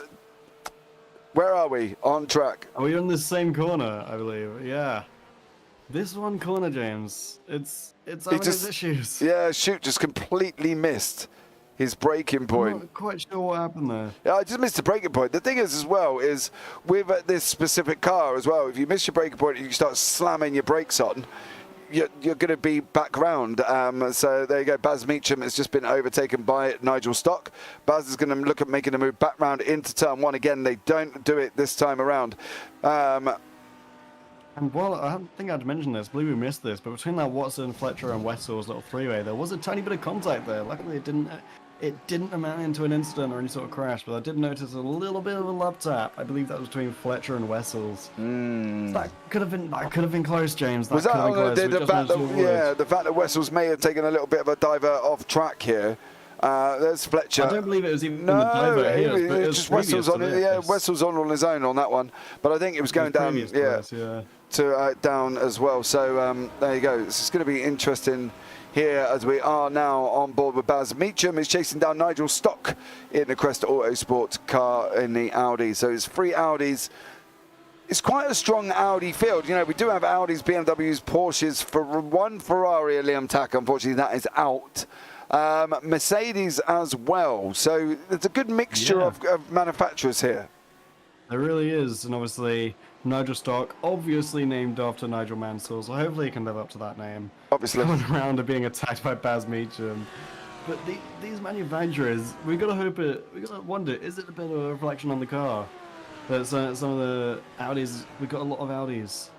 Is this, because obviously you know a little bit more about the cars that are being used in this. What would you say, what do you think is kind of the advantages of an Audi? It's a good car, don't get me wrong. Without a shadow of a doubt, it is a good car. It can be very slippery at times, but it's a car that you've got to get used to. You cannot just jump in and think, oh, I'm an Audi king. I tried that and it didn't work too well for me. So, you know, they've got to really put some practice in for that Audi, and I think it takes an experienced driver. If I was there with the BMW, I would turn around and say, yeah, you could jump straight in and drive the BMW, because it is one of the most easiest cars in the iRacing service to actually drive. So I could understand that, and that's fair enough. But the Audi is a little bit more tricky. Definitely. I mean, you're making a lot of sense here, James. I mean, honestly, we're glad we got you here for the colour commentary. Oh yeah, that's exactly what my job is. You know. Exactly. Yeah, I didn't need to worry about anything else. Adam Watson has closed down the gap on Papa Ayola, and Mark Fletcher has as well. So these golds are really flying and making their way back through the field here tonight after, well, what is one of, I think, the biggest incidents we're going to see at the beginning of each year. It must be. Absolutely, and as well. Also, the gap is closing, but there is still a 14-second gap between Santos and Dadswell, and a 30-second gap between Martello and Dory. Martello's got to be feeling good about this race. I mean, he could have this wrapped up right now. Yeah, as we can see here, Watson's going to be making a move on the inside of Papa Ayola. Oh, Iola's been pushed off. No room left at the end. And Papa Iola's now under attack from Fletcher as they come up the hill. And that is Fletcher through the order as they head up through turn 7, up the hill into 8. The left-hander into 8 you're going to be going, and then you're going to be going into the carousel. Used to drive the Endurance in the Merc, the Ferrari and the McLaren GT3, says Light Brigade in YouTube. Well, interesting. I've driven a BMW, I've driven the Ferrari, driven an LMP2 as well in an endurance. The Ferrari was the first ever endurance I did. I joined the iRacing service and I wanted to do more. So I went and did Bathurst. Was it 12 hours of Bathurst, I think it was, or 6 hours of Bathurst might have been. And out of 48 cars, 48 teams, me and my mate finished 24th. And that was the first, yeah, it was pretty good. And that was the first ever, top half, first ever endurance I did with very little experience in the car. And I did that within about the first couple of months being within iRacing. So, you know, maybe should have got a little bit more practice in before I decided to jump in that. But there you go. But it was in the Ferrari, and that was quite a nice forgiving car. LMP1 Porsche 918 the Le Mans 24 hour. Yeah, I never driven an LMP1. Couldn't get used to the whole like harvesting battery exuding push to pass. Wasn't my thing. Too much things going on in the car as it was. As we can see, Nigel Stock, he's trying to chase down Adam Hedgecock in the BMW in front of him as well in 19th place. So you have to keep an eye on that one, but we're going to keep an eye on the Watson-Fletcher Papiola battle because these guys are still at it. This is, in fact, your closest battle on the racetrack at the moment, and that's why we're bringing you this action. Yeah. You got to be thinking, James, some of these racers have to be getting tired. I mean, it's one thing to be racing for 2 hours. It's another thing to be racing for 2 hours when you've got some of the best racers right behind you breathing down your neck. When you're making these defensive and offensive moves, you've got a lot going in your brain. That's going to tire you out a lot quicker. So that could be putting into play here. We could see towards the end of this race, something happened between these three. I wouldn't be surprised if we saw an incident, if some fatigue started to show between any of them. Yeah, I think that's going to be the important thing is, you know, they've got to really keep an eye on what they're doing as the time goes on. You know, we've got 44 minutes, so we're into the last 45. So these guys can really kind of see the home leg almost, if you want to put it that way. You know, they're on the home stretch, and this is how they're going to get on, you know. But I think at the end of the day, endurance is endurance, and they kind of knew what they were signing up for at the beginning of the year. You know, they knew there was going to be a 1 hour, there was going to be a special 2 hour endurance, and that's what these guys were expecting. And I think, to be honest, they've all done a stellar job. Yeah, the start was messy. Yes, the whole, you know, getting this to broadcast has been a bit of a choppy evening this evening. You know, we've been in and out of sessions and stuff like that. But I think the racing overall has been absolutely amazing. And with 44 minutes remaining, Mark Fletcher and Simon Papiola are literally within about a second and a half of each other. I mean, it just goes to show how incredible it has been. However, Mark Sykes has been taking a little bit of a diver off track at the moment. So we'll have a look back at Mark Sykes and see what he's been up to. I think he's just going to run wide, get it back on track, last corner, and he's back on. So there you go. Mark Sykes managing to hold it and is currently back on track as well. Let us know, guys, if you've not been here before, let us know in the comment section who you think will win. You can see the table on the left-hand side. I'll give you their full name so you can go and pick who you think is going to win this race. Martello looks like an absolute shoo-in. But Jamie, Dory, Santos and Dadswell could be there as well. It's hard to keep yourself driving consistently without being tempted and pushing hard to see if you can go faster. That way leads to mishaps. It does, yeah, and I think that's one of the drivers that they've got to be aware of as well, is just to be that consistency. I think that's at the end of the day, because the last thing they want to do now is Adam Watson don't want to be pushing like an absolute banshee to catch up to Tom Dadswell and makes a mistake and loses it all after the first 42 minutes of what he's been going through. I mean, exactly. I mean, although we do have to mention, Tom Dadswell is closing the gap on Martello ever so slowly.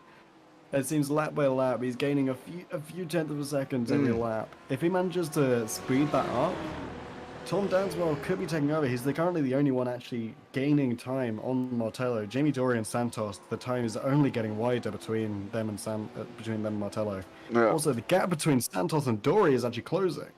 It's now only about it's only about a 9-second gap in between Dory and Santos. We could be seeing Santos taking over Dory soon. We could well be. A silver class. Yeah, maybe, but then I don't think classes really mean anything. Daswell was in chat. Fletcher's fuel saving behind Adam. Yeah, it's looking like that, and we can jump on board with Mark Fletcher and have a listen as they head down the Moraine Sweep very, very shortly. Yeah, definitely. I mean, you're going to be listening for the lift down here. Yeah. If he's going to make any difference in his fuel saving, he's going to be doing it down into turn 5. He's not making he's not making a forceful effort to push this. And if he lifts, yeah, he is. He's got his clutch wide done. Yeah, definitely.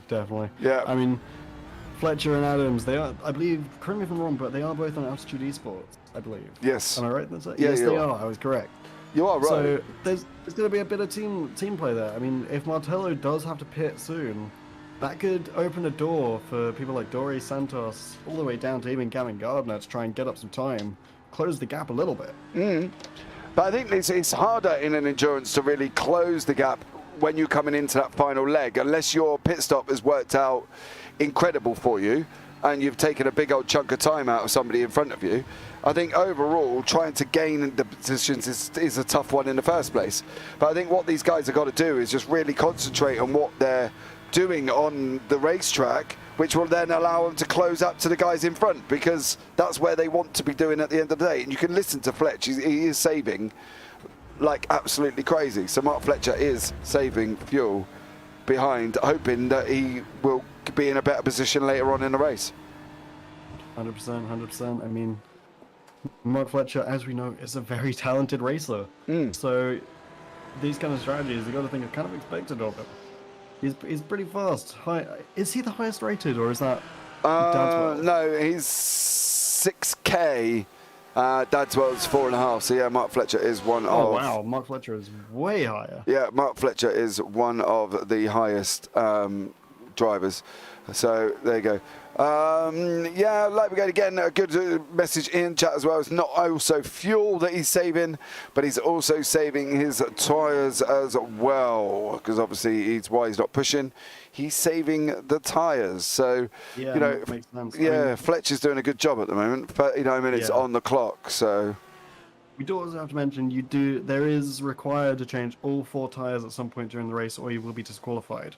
Yeah, so, I'm not overly worried. Has he changed it in the first pit? Yeah, I think that's the thing. It's done already. It's something to think about. And Sitzman is in the pit.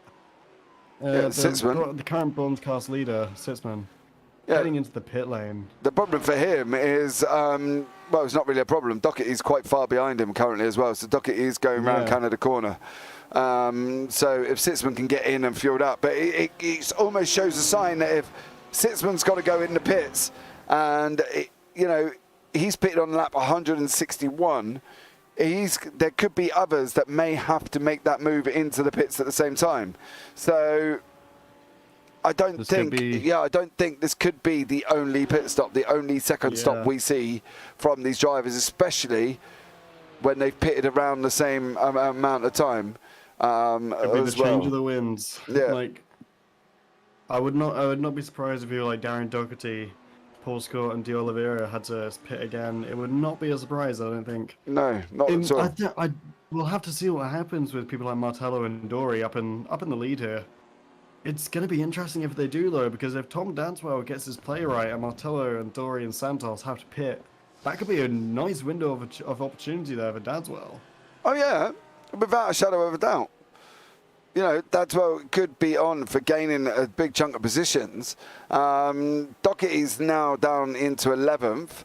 So if they have got to pit again, which we're going to be on the understanding if Wessels has gone in as well, these guys have all pitted around about the same amount of time. So if Wessels has gone in, I wouldn't be surprised if others have got to go in. So Watson and Fletcher are still locked in as well. But that could pan out quite nicely for Sitzman and everybody else further down the order, because obviously, you know, the people in front have got to pit. So yeah, we should also mention that Wessels was the first one to pit out of the initial leading pack when we started to get away from the incident. So that is something to mention. Santi Oliveira now heading into the pit as well. it's gonna be interesting depending on what we see here from Martello and Yeah. Dory. I feel like a bit like a broken record, but we're just gonna have to wait for the pits to see what happens. None of the battles are seeming too close at the moment. Yeah, it's looking like they will generally have to make two. It's how far they can get, I think. Some of the guys further, who were involved in that incident are obviously out, unfortunately, as well. But most pitted around pit lap 21 to 20. So from a pit stop point of view, if Oliveira's gone in, Wessels has gone in. Some of these guys have already been in twice. Dadswell's been in twice. Watson's been in. Fletcher's been in. So maybe they might not have to go in again. But these people were in the very middle of the big incident at the start. Well, yeah, that's probably exactly. why they pitted twice. Well, so they probably had to pit straight away. Pitted, right at the beginning for damage, I would have thought. Just have to see how it all pans out and plays out as the race goes on. So as we enter onto lap 41, 36 minutes remaining. Watson's in, Santos is in, Dadswell's in. That's going to be in. Now we're going to really see. Dory and Martello, apologies, not pitting just yet. No, but this is definitely going to be an opportunity for Fletcher. But this is where we're going to see where Santos is regarding time now, because Dadswell's in there as well. Watson's in there. Williams is making his way up past them all. He's now up into third. Dadswell is on his way out. That's Dadswell, yeah. So pretty good pit from him then, coming out that quick. Yeah, especially with the fact that Santos is still in. Yeah. Oh no, Dadswell, wasn't. No, Dadswell was still in the pit. Sorry, Watson's still in. Santos is on, and Perone is just coming in as well. So I want to keep an eye on where Santos. He's up in the air, so he's tyre changing. Yeah, it probably should be Santos heading out before Dadswell. I think what will happen here. Yeah, but that's Baz Meacham behind as well. Santos is going to be there. The worst thing is as well is they made a change where I believe the fuel now happens after the tyres. No, the fuel happens before the tyres, so they have to wait for the fuel to go in before the pit crew then start dealing with the tyres. Now, there was always a thing that the tyres and fuel would get done. They get done at the same time, so the fuel goes in as the tyres are being put on. But apparently that's not how it works anymore, and the fuel gets done first and then the tyres after. But Dory's in the pits as well, so it's going to be seeing. Fletcher is coming around Canada corner. As you see, Fletcher there, the number 3 on the right-hand side of your track map. He is coming around Canada corner, so it's whether or not he is going to be able to pass Dory. This could be a great opportunity for him if he does, but he may still have to pit yet. Obviously, he did pit twice straight away with damage.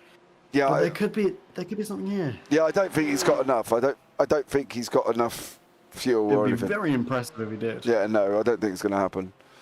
I think he's going to have to go in. As we see, Fletcher now move into second place over Dory. Is Williams now going to take third away? He is. Williams is going to take third as well. So Gazza Williams goes up into third place. What about Chris Daines? Is he looking at taking fourth place away from Dory? Looks like he is. I mean, it's going to be close. Chris Daines, obviously a big name from last week, managing to win the feature race. So it's going to be an interesting touch here to see when these names pit, because obviously Jamie Dory pitting now, he's behind people like Papaiola, Gardner, Daines, Williams and Fletcher, but these guys might need to pit, and so might Martello. So there's still a bit of pushback to happen here. Jamie Dory now exiting the pit, and Martello is going into the pits now.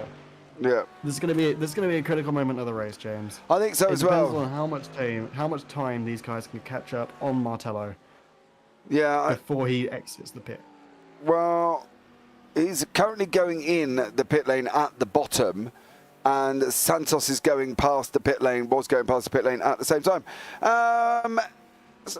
Is that Elwin? Elwin Elvin 80 Sykes. This has been great, guys. Thank you.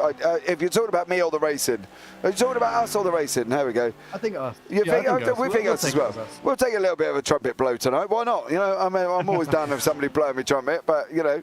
But thank you anyway for your kind words. Sorry, we are just messing after as well. So, you know, please don't take us seriously. If you have been here all the way through, then you will fully understand not to take us seriously. So, but yes, but at the same time, we are concentrating on the racing. I'm just interested to see now how this is going to pan out as the race goes on. And I think we're into the last 31 minutes. So we've now turned in to that kind of moment, the final stretch where everybody kind of makes their way and tries to get into the positions where they need to be. So I think we're going to be playing in now for the last half an hour. Could be rather interesting. Yeah, it definitely could. So the current class leaders. I mean, we got Mark Fletcher up in first now, taking over Martello Pitt. We've got Santos for silver coming around. Singer plays 8th above Tom Dadswell, Stephen Wessels, and Adam Watson. And for bronze, we've got Darren Doherty sitting in 12th, just ahead of Paul Scott and Gianni Peroni. Peroni obviously having an incident previously in the race to do with Tom Dadswell. It's a pretty interesting race, James. They've definitely closed up a little bit. We've still got a nice little sprinkling of different classes up in the front runners of this race. Yeah, I think it really is a tough one, isn't it? Because everybody's kind of mixed up. That start really kind of threw the whole thing all over the place, didn't it? That start kind of really threw the cat amongst the pigeons and put everybody not where we expected them to be. Has it taken away any of the action from the racing? Most definitely not, because I think it's only enhanced what we've already got, haven't we? Sorry, my headphone fell out. Oh, okay, no worries. Yeah, it's definitely. Sorry about that. It's definitely enhanced the action. I mean, you can't really get more action than a 16-car pileup at the start line. So we gotta think it's pretty good. It's pretty fun. Yeah, exactly. I mean, we gotta see though. Is Mark Fletcher gonna pit? And if he does pit, what's that gonna do to the rankings? Because obviously Martello currently for the first time in this 2-hour-long race is not in first place. Only at the moment. 16-car pile up at the start. Yeah, if you go to the second restart, Was James driving? No, that was Nigel Stock. If you go, was James driving? No, it was not me, Pickles. If you go to the second restart, there was a 16-car pile-up involving Rafael De Santos. Right, it was literally on the pace lap before we even got just on that run up into the start line. Unfortunately. Sorry to interrupt you here, James, but we had an interesting development. Gaza Williams, Chris Daines, and Gavin Gardner have all entered the pit lane. Mark Fletcher and Carmelo Martello are on their own. Yep. At the front. So it's now going to be whether or not Jamie Dorey here, he's coming down the start-finish straight, he's going to overtake them back in for third place. And Francisco Santos, whether or not he's going to be doing the same thing. Matt Emmons has had an incident. We will have a look back at that very, very shortly. But kind of everybody, I think the one that we're waiting to see where he comes out is Mark Fletcher and what the situation was. Thank you very much. He said it was us. He did say it was us. Oh, there we go. Yeah, I know. So Wessels has gone through. Williams has gone through. Dadswell's gone through. Where is Watson? He's going to at least, I think, on the way out, because these are on the left-hand side. There they are. Papi Iola, that is currently Papi Iola and Gavin Gardner. Doherty is still in, he's coming into the pits as well, and so is Scott. So everybody's had to go in again. It's just now, where will Mark Fletcher be in that run through the order? Because he's obviously, we saw him fuel saving, we heard him fuel saving, and I think at the end of the day, it's, well, we're going to find out. He's just gone in. Yeah, that fuel saving definitely helping him out a little bit. He might be able to keep ahead of Jamie Dorey. It's going to look like Carmelo Martello is going to take back first place. Only 12 seconds behind Mark Fletcher. He could get one hell of a pit stop and manage to get out, but it'd have to be a miracle working there. Yeah. Obviously, we've got people if we're looking down at silver, sorry, James. That's fine. Okay, you carry on. We got people like Sandy Oliveira coming out of the woodwork here to come in 13th. Simon Stitzman still in 14th, just ahead of Albanese, as Paul Scott and Darren Doherty are just exiting the pits now. Anyway, I'll let you talk now, but it's going to be interesting. Yeah, because on the track map, you can see where 4th and 5th currently are. Obviously, we're on board with Mark Fletcher. You can see where the other guys are. So that's where kind of Mark is aiming to come out. They're coming round the back. Mark is still in the pits currently at the moment as well. So if he wants to clear 4th and 5th place, he's got to be doing it coming out very shortly. Dory's come out. Fletcher has come out. He's come out into 2nd place overall. So that brief amount of fuel saving, or that fuel saving that Mark Fletcher has done, has now brought him out in front of the people that he needed to be brought out in front of. Jamie Dory, Francisco Santos, Tom Dadswell and Gazza Williams. So a stunning overall fuel strategy from Mark Fletcher. There we go. That was the word I was looking for. There we go. You got there eventually, James. The tactics on display with Mark Fletcher, absolutely clean. I mean, if he did that right, we've got 26 minutes left in this race. It's not looking like he's going to need another pit after this. No, he should. No way. He'll run to the end. Unless he gets some damage. Maybe coming up from Jamie Dory or someone, or maybe if he even catches up to Carmelo Metello. This is looking like that Mark Fletcher using that little bit of strategy to kind of secure one of the top spots here in this race. Yeah, he could get second, and I think that would be an absolutely stellar job. Big O's hope he doesn't get burgled, right, James, for P1. Yeah, one of my favourite metaphors that I use continuously. Big O's, stop taking it away. Spoiling it, giving away my metaphors here in the racing. So there we go. What an absolute incredible move by Mark Fletcher there, getting his. Well, he's kind of got it all right at the moment, hasn't he, Mark? You know, he got his strategy right, he got everything correct, and has now put him in 2nd place. He's up 5. He was involved at the beginning with the chaotic chaos that commenced at the start. There's a chaotic chaos commenced. The chaotic chaos, yeah. The chaotic chaos that commenced. He was almost dead center in that little pile up. He was on. He was right. I believe he was just behind DeSantis. Yeah. Correct me if I'm wrong. But that was quite. It was quite an interesting little development that Fletcher's had to go through. And he's honestly. You got to think about what would be happening if that incident didn't happen. We could be seeing Mark Fletcher at the top right now. Yeah, Mark Fletcher would be running away with it. But I think the fact that he isn't just goes to show how good everybody else has been. And I think that's the thing. It's been a stellar race. Yeah, without a shadow of a doubt. I mean, we've still got Santos in 4th right now, currently fighting against Tom Dadswell. Tom Dadswell is 7/10 of a second behind. That's going to be a tough fight. We're currently with Tom Dadswell now for Altitude Esports. Just behind Tom Dadswell, 4 seconds, we've got Gazza Williams and then Stefan Wessels coming up real 6th and 7th.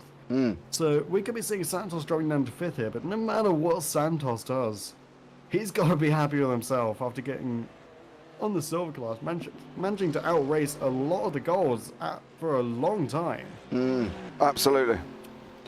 Absolutely. Santos has done an absolutely stellar job. If he gets overtaken by Dadswell, I don't think that's a massive, you know, ha kind of moment.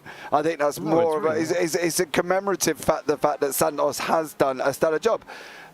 You know, he made it through the traffic and the carnage. And he's gone about his business, and yes, the faster guys have made their way back up front, right? It's kind of expected. Fletcher, Dadswell, Williams, they've all kind of made their way back up to the front of the field, which is where we expected them to be.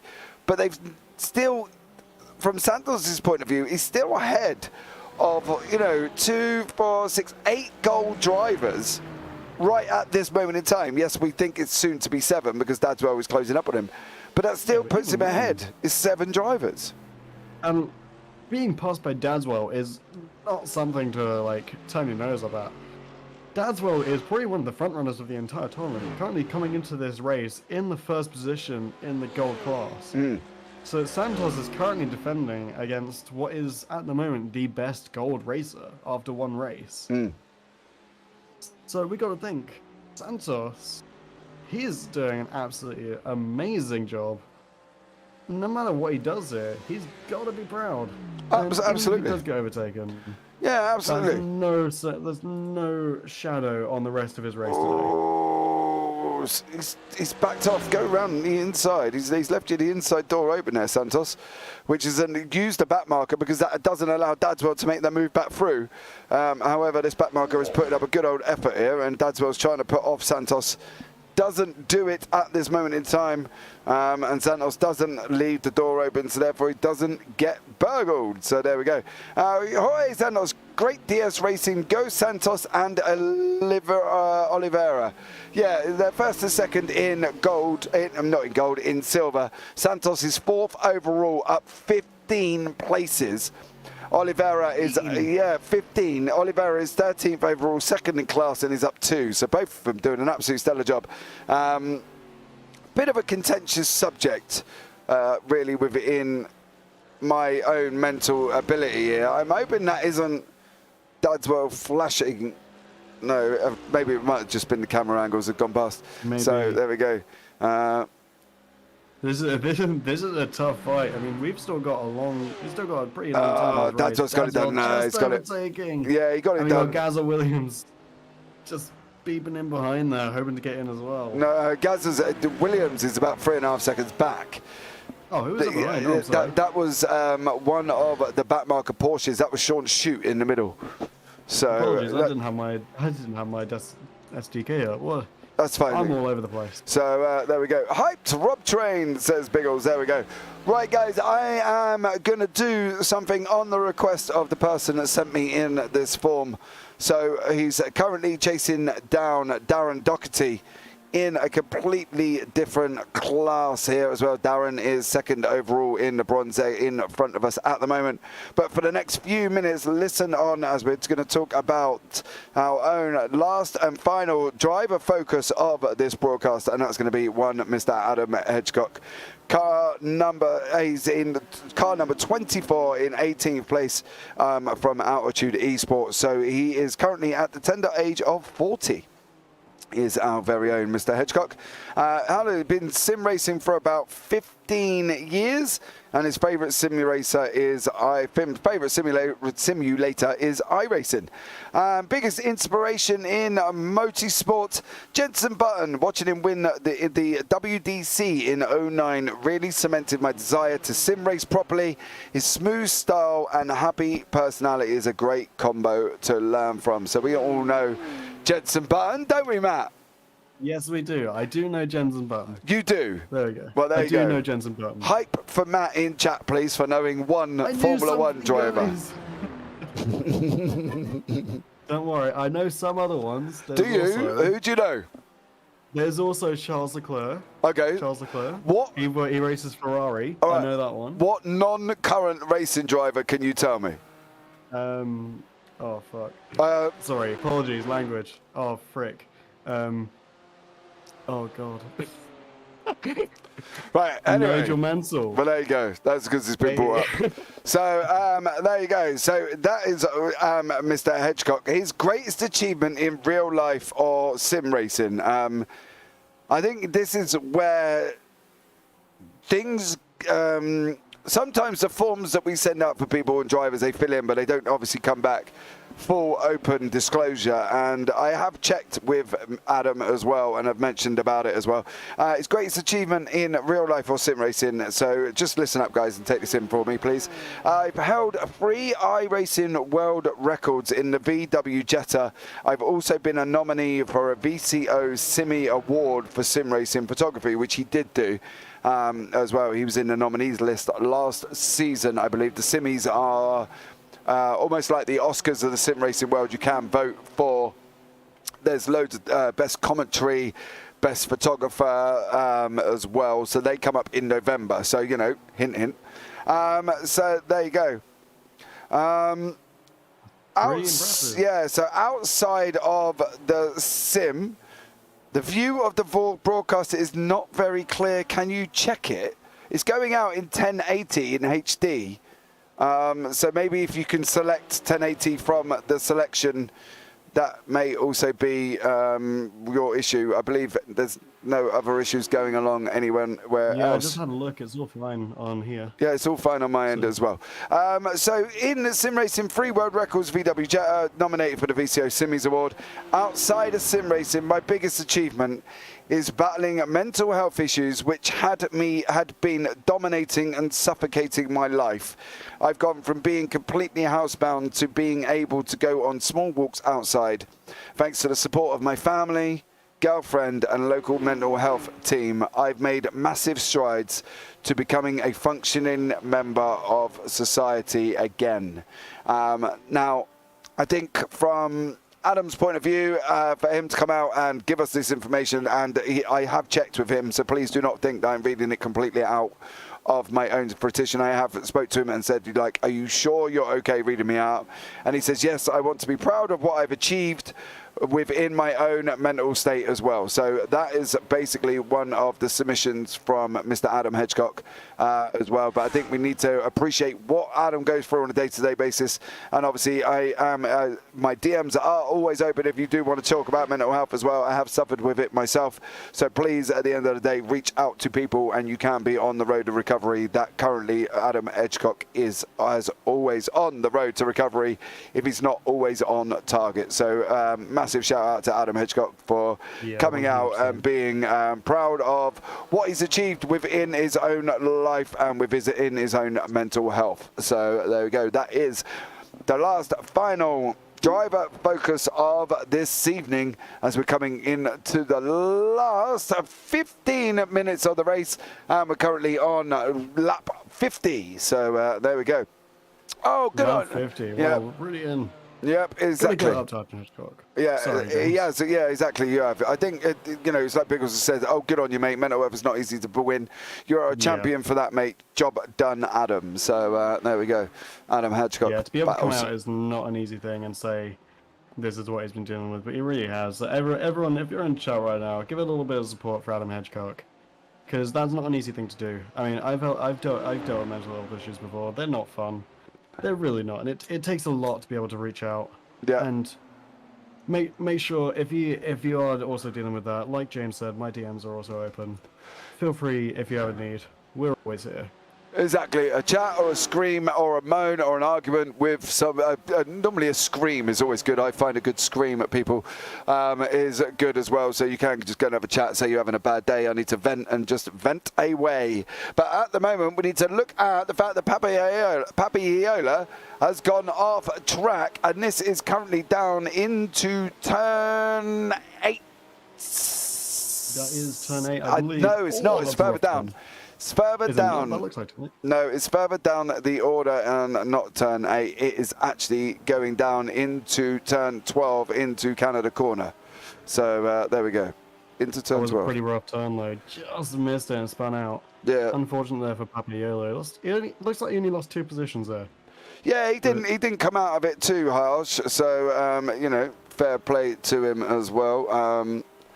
Still, it's always rough to hit a spin like that this close to the end of the race as well. Exactly, quite late on in the race, I think, is even the bigger thing for him as well. So yeah, but there we go. That is Papiola spinning off in the last 15 minutes of the race, and now we've got this gap here from Adam Hedgecock and Darren Doherty. This is your closest battle on the broadcast currently. The race is pretty spread out, James. I mean, we've got a pretty long gap. I mean, Carmelo Metello and DeMarc Fletcher, I believe that's 38 seconds, if I'm reading that correctly.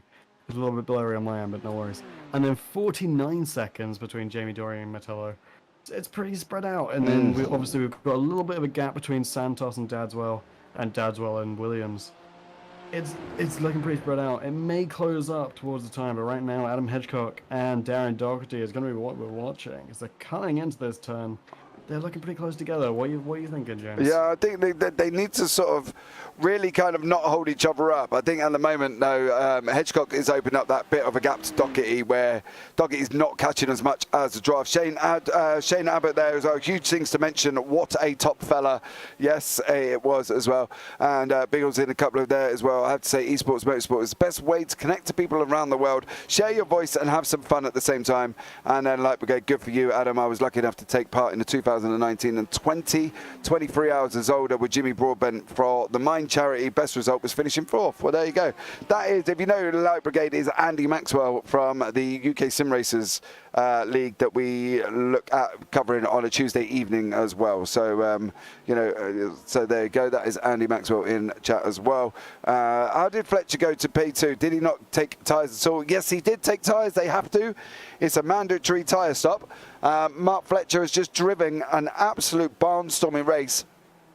And I'd like to point out as well, he did so much fuel saving behind this man that when he went into the pits, he basically withheld the same place he went in and got second place. So Mark Fletcher doing an absolute stellar job as well. He has to, it's a mandatory, he has to take four tyres, not, yeah, I know what I mean. Yeah, you have to switch all 4 tyres. Yeah, switch all 4 tyres. That's the one I was talking about. So there you go. So he's had to do that and is currently in second place. So he's driven an absolute monster of a race. But then again, you know, we are looking at a 6K driver doing special things in a BMW. So, you know, what more could we ask for? Really? Got a lot of good old BMW. Yeah. Nice little classic car. No, it's one of the, it's kind of like a rock really of iRacing. If you want to drive a GT3, you'll jump into the BMW for the first time or the Ferrari. So there we go. We gotta love it. 10 minutes remaining now. Carmelo Metello from DRS Esports is still out in front. There is Carmelo there as well. 38 seconds over second place. Jamie Dory in third. Tom Dadswell fourth. Santos is in fifth place. And then we go down the order after that as well, as you can see. Mark Sykes has had a little bit of a rough time here. He's been off track, on track, on track, off track, on track, off track. I'm going to do a little bit of the hokey pokey that's come around this time again. Yeah, so that's kind of the corner. It seems to be the same 2 turns that we're seeing in these little instants as people are coming off. It's coming around this turn. Looks. It's the last corner. Yeah, he's at the last corner. Yeah, here we go. Oh. No, I don't see what he did. He came off a tiny bit at turn 12, I believe, and then he came into the straight. Yeah. So it was nothing too rough. No, but he is going down into turn 1, so maybe we'll finish watching this one through and see what happens. Excuse me. 2 Mark Sykes going down into turn 1. Nothing. Looking pretty clean, yeah. Yeah, I mean, it must nothing. have been that little tiny bit on turn 12 where it came off a tiny bit. Yeah, maybe. And let's have a look at the second series, second part of this massive selection of Mark Sykes going off track. Ah, there we go. Oh, there it is. Oh. There we go. So he's run wide into turn 3 before he's head down into 4. So that was Mark Sykes there as well, going off track. Sean Shute has also been off track as well. But we are entering into the last 9 minutes of the race. Carmelo Metello is absolutely done a stellar job this evening. Pulled away at the start, never saw him again. Yeah, he's been absolutely untouched during this race. I mean, I think for the majority of the race, he's had at least 30 seconds in between him and second place. Mm-hmm. Now, apart from that one point where Mark Fletcher took over while Mark Fletcher hadn't pitted. But Martello, just that first instant where he was able to get away, get out of that danger, that seems to have really won it for him. That little intro section. You got to be thinking, man. I mean, he's got to be feeling pretty safe with only 8 minutes 30 left, unless he has some massive kind of corner where he just misses it or spins or does something like that. Ooh, I think he might have taken first here, Jim. Oi, brave man mentioning things like that where he's going to be spinning and doing things around there. I mean, let's just hope he doesn't.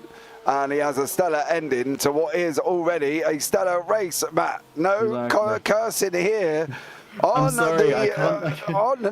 YouTube. I can't get away from the caster curse. No, on the YouTube section, no cursing anyone. So there we go, Camillo Vitello. Mark Sykes is now down in 23rd place. That is Sean Shute in front of him. Mark and Sean now are both in bronze and silver, respectively. And Mark is battling, trying to close it up on Sean Shute. So there we go. Mark Sykes there, trying to close up on Sean Shute. But the field are very spread out.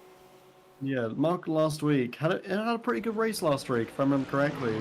Let me take a look at where he ended up in bronze. Yeah, he was up actually in first. Yeah. Getting the fastest lap in both the sprint and the feature race.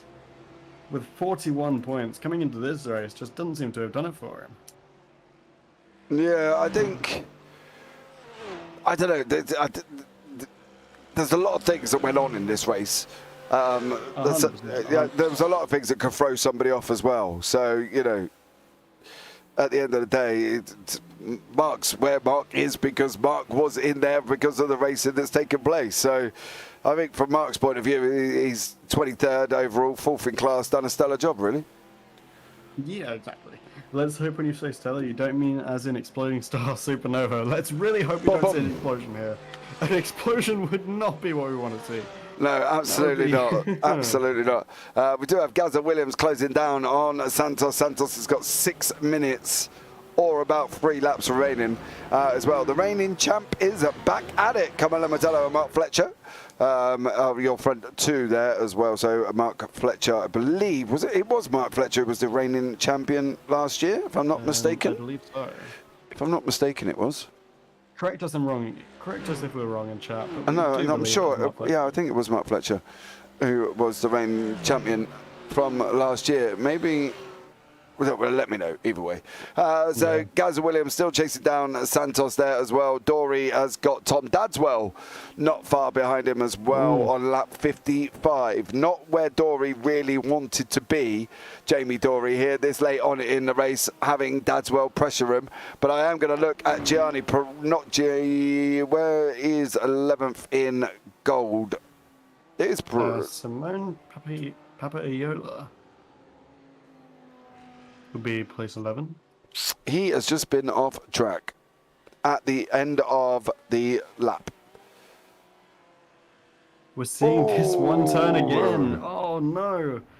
Papaiola, he got contact from the wall when he went off in track. Jamie Dory is under attack from Dadswell, and Dory looks like he's got the pressure on him at the moment because he's running wide as well. So there we go. I mean, he's got 5 minutes to hold him off. Dadswell obviously coming in number 1 into this race, starting in last place in gold, apart from people who weren't in last week. Jamie Dory, it's possible. It's not unheard of to hold someone off for 5 minutes, but when it's Tom Dadswell... It's not, it's done. On the run down. It's done. It's done. It's done already in the right left-hander. Oh, they're going to be side by side. Going to be side by side. Still got some fight in him. No, he's still got some fight in him. That's what's going to run him. No, he's going to run him now. Oh, if he don't get him now, he's down into turn 1. I'd like to point out as well, the comment for you, Matt, in YouTube. He says, I've got to say, the racing has been good, but the commentary has been golden. Now Matt needs to do a week of studying classic motorsport drivers. Get on it, Matt. Get on it. Right, as you can see. Oh, my God. Let's see this Dory Dadswell play out as they rush down into turn 1 now. Dory on the left, Dadswell on the right in the BMW, and they're still going to be side by side in turn 1. Dadswell's going to get it. It tightens up a little bit. Oh, nearly off track. It's a little bit. Worse. Yeah, that could have been a lot worse. The thing for Dory is he's got to go around turn 3 and try and stay as close as he can now on this run down, the long run down the Marine Sweep. And it could be an opportunity if he gets down into the here, whether or not he can make this move. It's whether or not he can get down there quick enough. He's got the draft. He's using it as well. Dadswell's taking the inside line. He's not going to give that up. Dory does not want to run the outside of turn 5. It's not going to happen, mate. I can let you know that now. No, got to try and get on the gas. He's trying to get up on the hill, up into 6. Under the bridge they go. Dadswell takes the inside line. Dory now is still coming, trying to battle up and find him. Slight contact on the rear side there.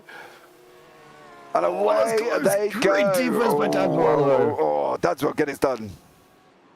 Great defense by Dadswell there to fend off. That was a great attack by Dory, but Dadswell just not letting him anywhere near, keeping on that inside line. Dory, maybe a little bit of a mistake there, trying to go on the outside of turn 5.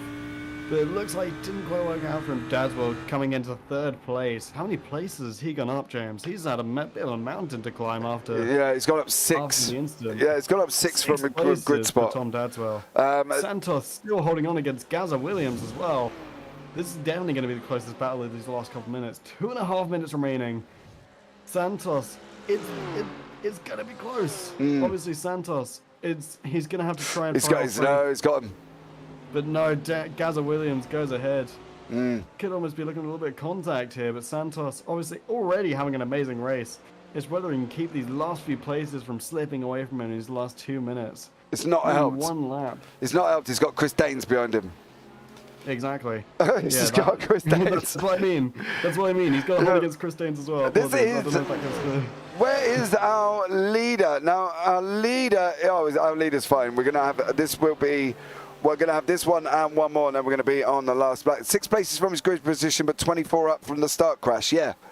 He's made his way through the order, but what we've only got is obviously, I can only show you what we've got from where his grid spot was.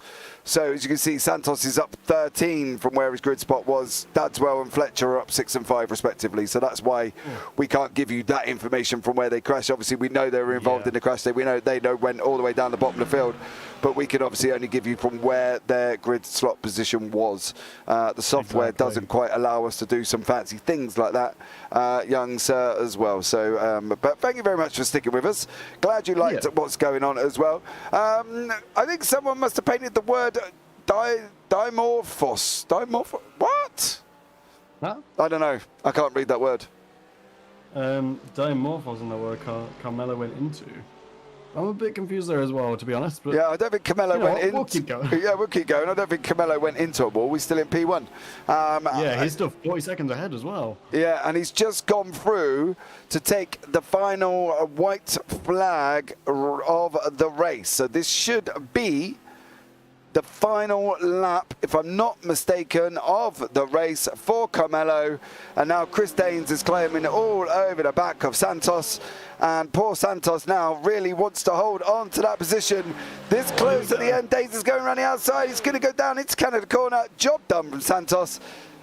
From Daines, sorry. And now Santos is now up down into 7th. Daines up into 6th. Great textbook offense. Yeah, so great textbook offense from Daines there. It's just slip in front of Santos. Santos gonna have to try and fight off Stefan Wessels as well. He's only a second behind. Yeah, Dadswell now is coming across the line, and that is the white flag there as well. So Francisco Santos has done an absolutely stellar job, and I think if there was a driver of the day, I'd be putting Santos up in it purely. 100%. Yeah, 100%. But I've also got to look at Mark Fletcher and Tom Dadswell, who made their way all the way through the field from the back of the grid, practically after the accident. Yeah. Don't forget Daniel Sitzman as well, to class leader for bronze, still sitting in 14th. What's sitting in 7th place for the first half of this endurance race? Until the pit, he lost a few places. Yeah. He's still fighting ahead of Stefan Albanese, Paul Scott, and Adam Hitchcock. It's pretty good from Daniel Sitzman there. Yeah, absolutely. I don't think, to be honest, any of these have done a terrible job. You can't sit back and say, oh, yeah, well, this, and this. No, it's been an absolute stunning race here from Carmelo Metelo. It's almost been a masterclass, as he is going to come across the line and take the checkered flag. There is Carmelo Metelo. Takes the checkered flag here this evening, wins the 2-hour endurance at Road America. Mark Fletcher from Altitude Esports will come home in 2nd place. There is a long gap around the track, so we will catch up with as many people as we can as they come across the line. Some have finished already. Daniel Sitzman, Stefan Albanese has finished there as well. We're going to be having the likes of 23rd position, which is Sean Shute, has just got into the pits, which was a little bit of a bad timing. Yeah, bad timing. Whether or not he ran out of fuel, of course, it could be a different matter. Yeah. As we see the 16th place man as well come across the line, that is Paul Stott. Mark Fletcher there as well. And then we go down into 17th. Adam Hedgecock has come across the line and finished. Darren Doherty has also finished as well. Tom Dadswell comes across the line there in 3rd and 4th. And then we got this battle for 5th, 6th and 7th. Gazza Williams and Chris Daines coming up to the line. And then, of course, we've got Francisco Santos. Absolutely stunning victory, up Amazing. 12 places from him. So pure, great racing. Great, yeah, great racing there as well. And then we've got Papiola as well. He will be coming across the line very, very shortly. There is a car in Carmelo, P1, baby P1. Car. Oh yeah, I get it because his name has car in it. Oh, okay. There we go, Biggles. Boom, boom, cha-ching. Got there. Don't you worry about it. So there we go. Mark Sykes comes across the line. Papiola comes across the line as well. So, and here is Gianni Peroni. He is also looking at coming across the line in 12th place. Samuel de Oliveira in 13th, second overall in class as well. So well done to you, Sam. Absolutely stellar job. And then obviously behind that is Daniel Sitzman. But I think that was Paul. No, where is this Audi? Not going there, clearly. That was. Oh, what the hell happened there? Paul Williams. Jesus. So there we go. There we go. Right, the results are up for this race. And here we go. Camilo Metello is your victory by 42 seconds over Mark Fletcher. Tom Dadswell in 3rd place. Jamie Dory in 4th. Gazza Williams 5th. Chris Daines in 6th there. Oh, look at that. Francisco Santos is in 7th place. Stephen Wessels in 8th. Adam Watson 9th. Gavin Gardner in 10th. Simone Papiola in 11th, Gianni Peroni in 12th, Sam de Oliveira in 13th, Daniel Sitzman 14th, Stephen Albanese in 15th, Paul Scott 16th, Adam Hedgecock 17th, and Darren Doherty in 18th place. Beyond that, we've got Baz Meacham 19th, Nigel Stock in 20th, Paul Williams is in 21st, Mike Sykes is in 22nd, Sean Shute in 23rd, Matt Anemans is down in 24th after going into the pits, Robert Adams in the pits as well, Liam Tack and Rafael DeSantis all in the pits, did not finish this evening's race. So we also should reiterate that Rafael DeSantis did apologize for the initial crash. He has shown nothing but remorse about that. So yeah. No hate towards Rafael DeSantis.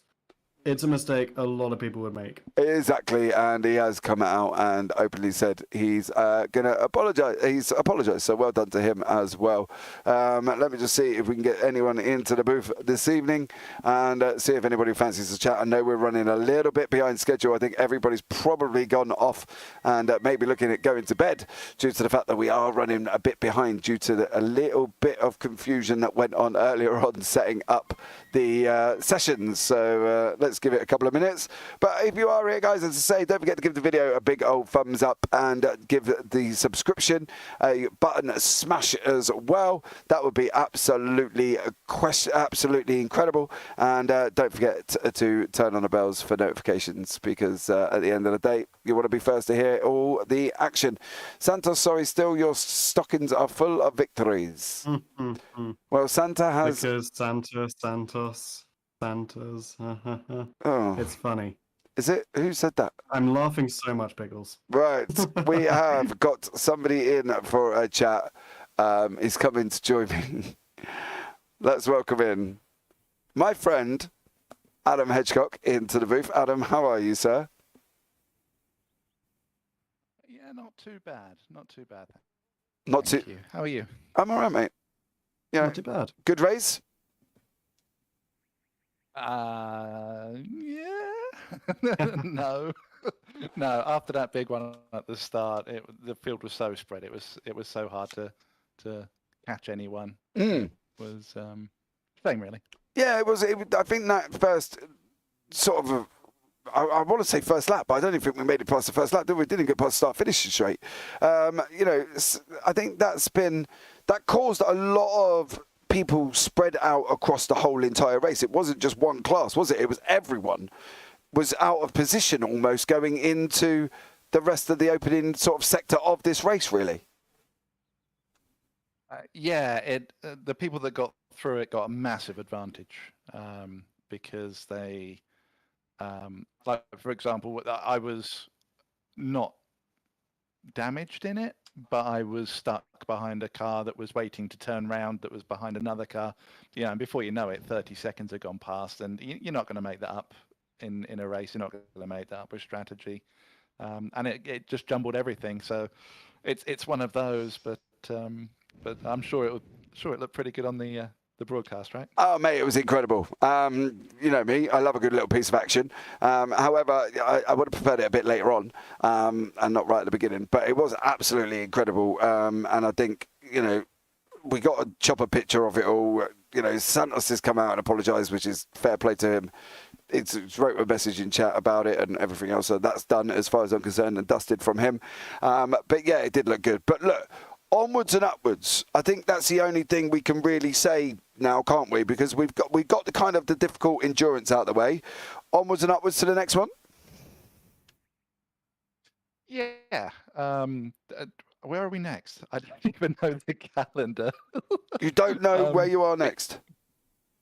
I don't even know what I had for dinner this evening. I struggle keeping track of where I'm going and what I'm doing. Right, so next week we are in Silverstone GP circuit.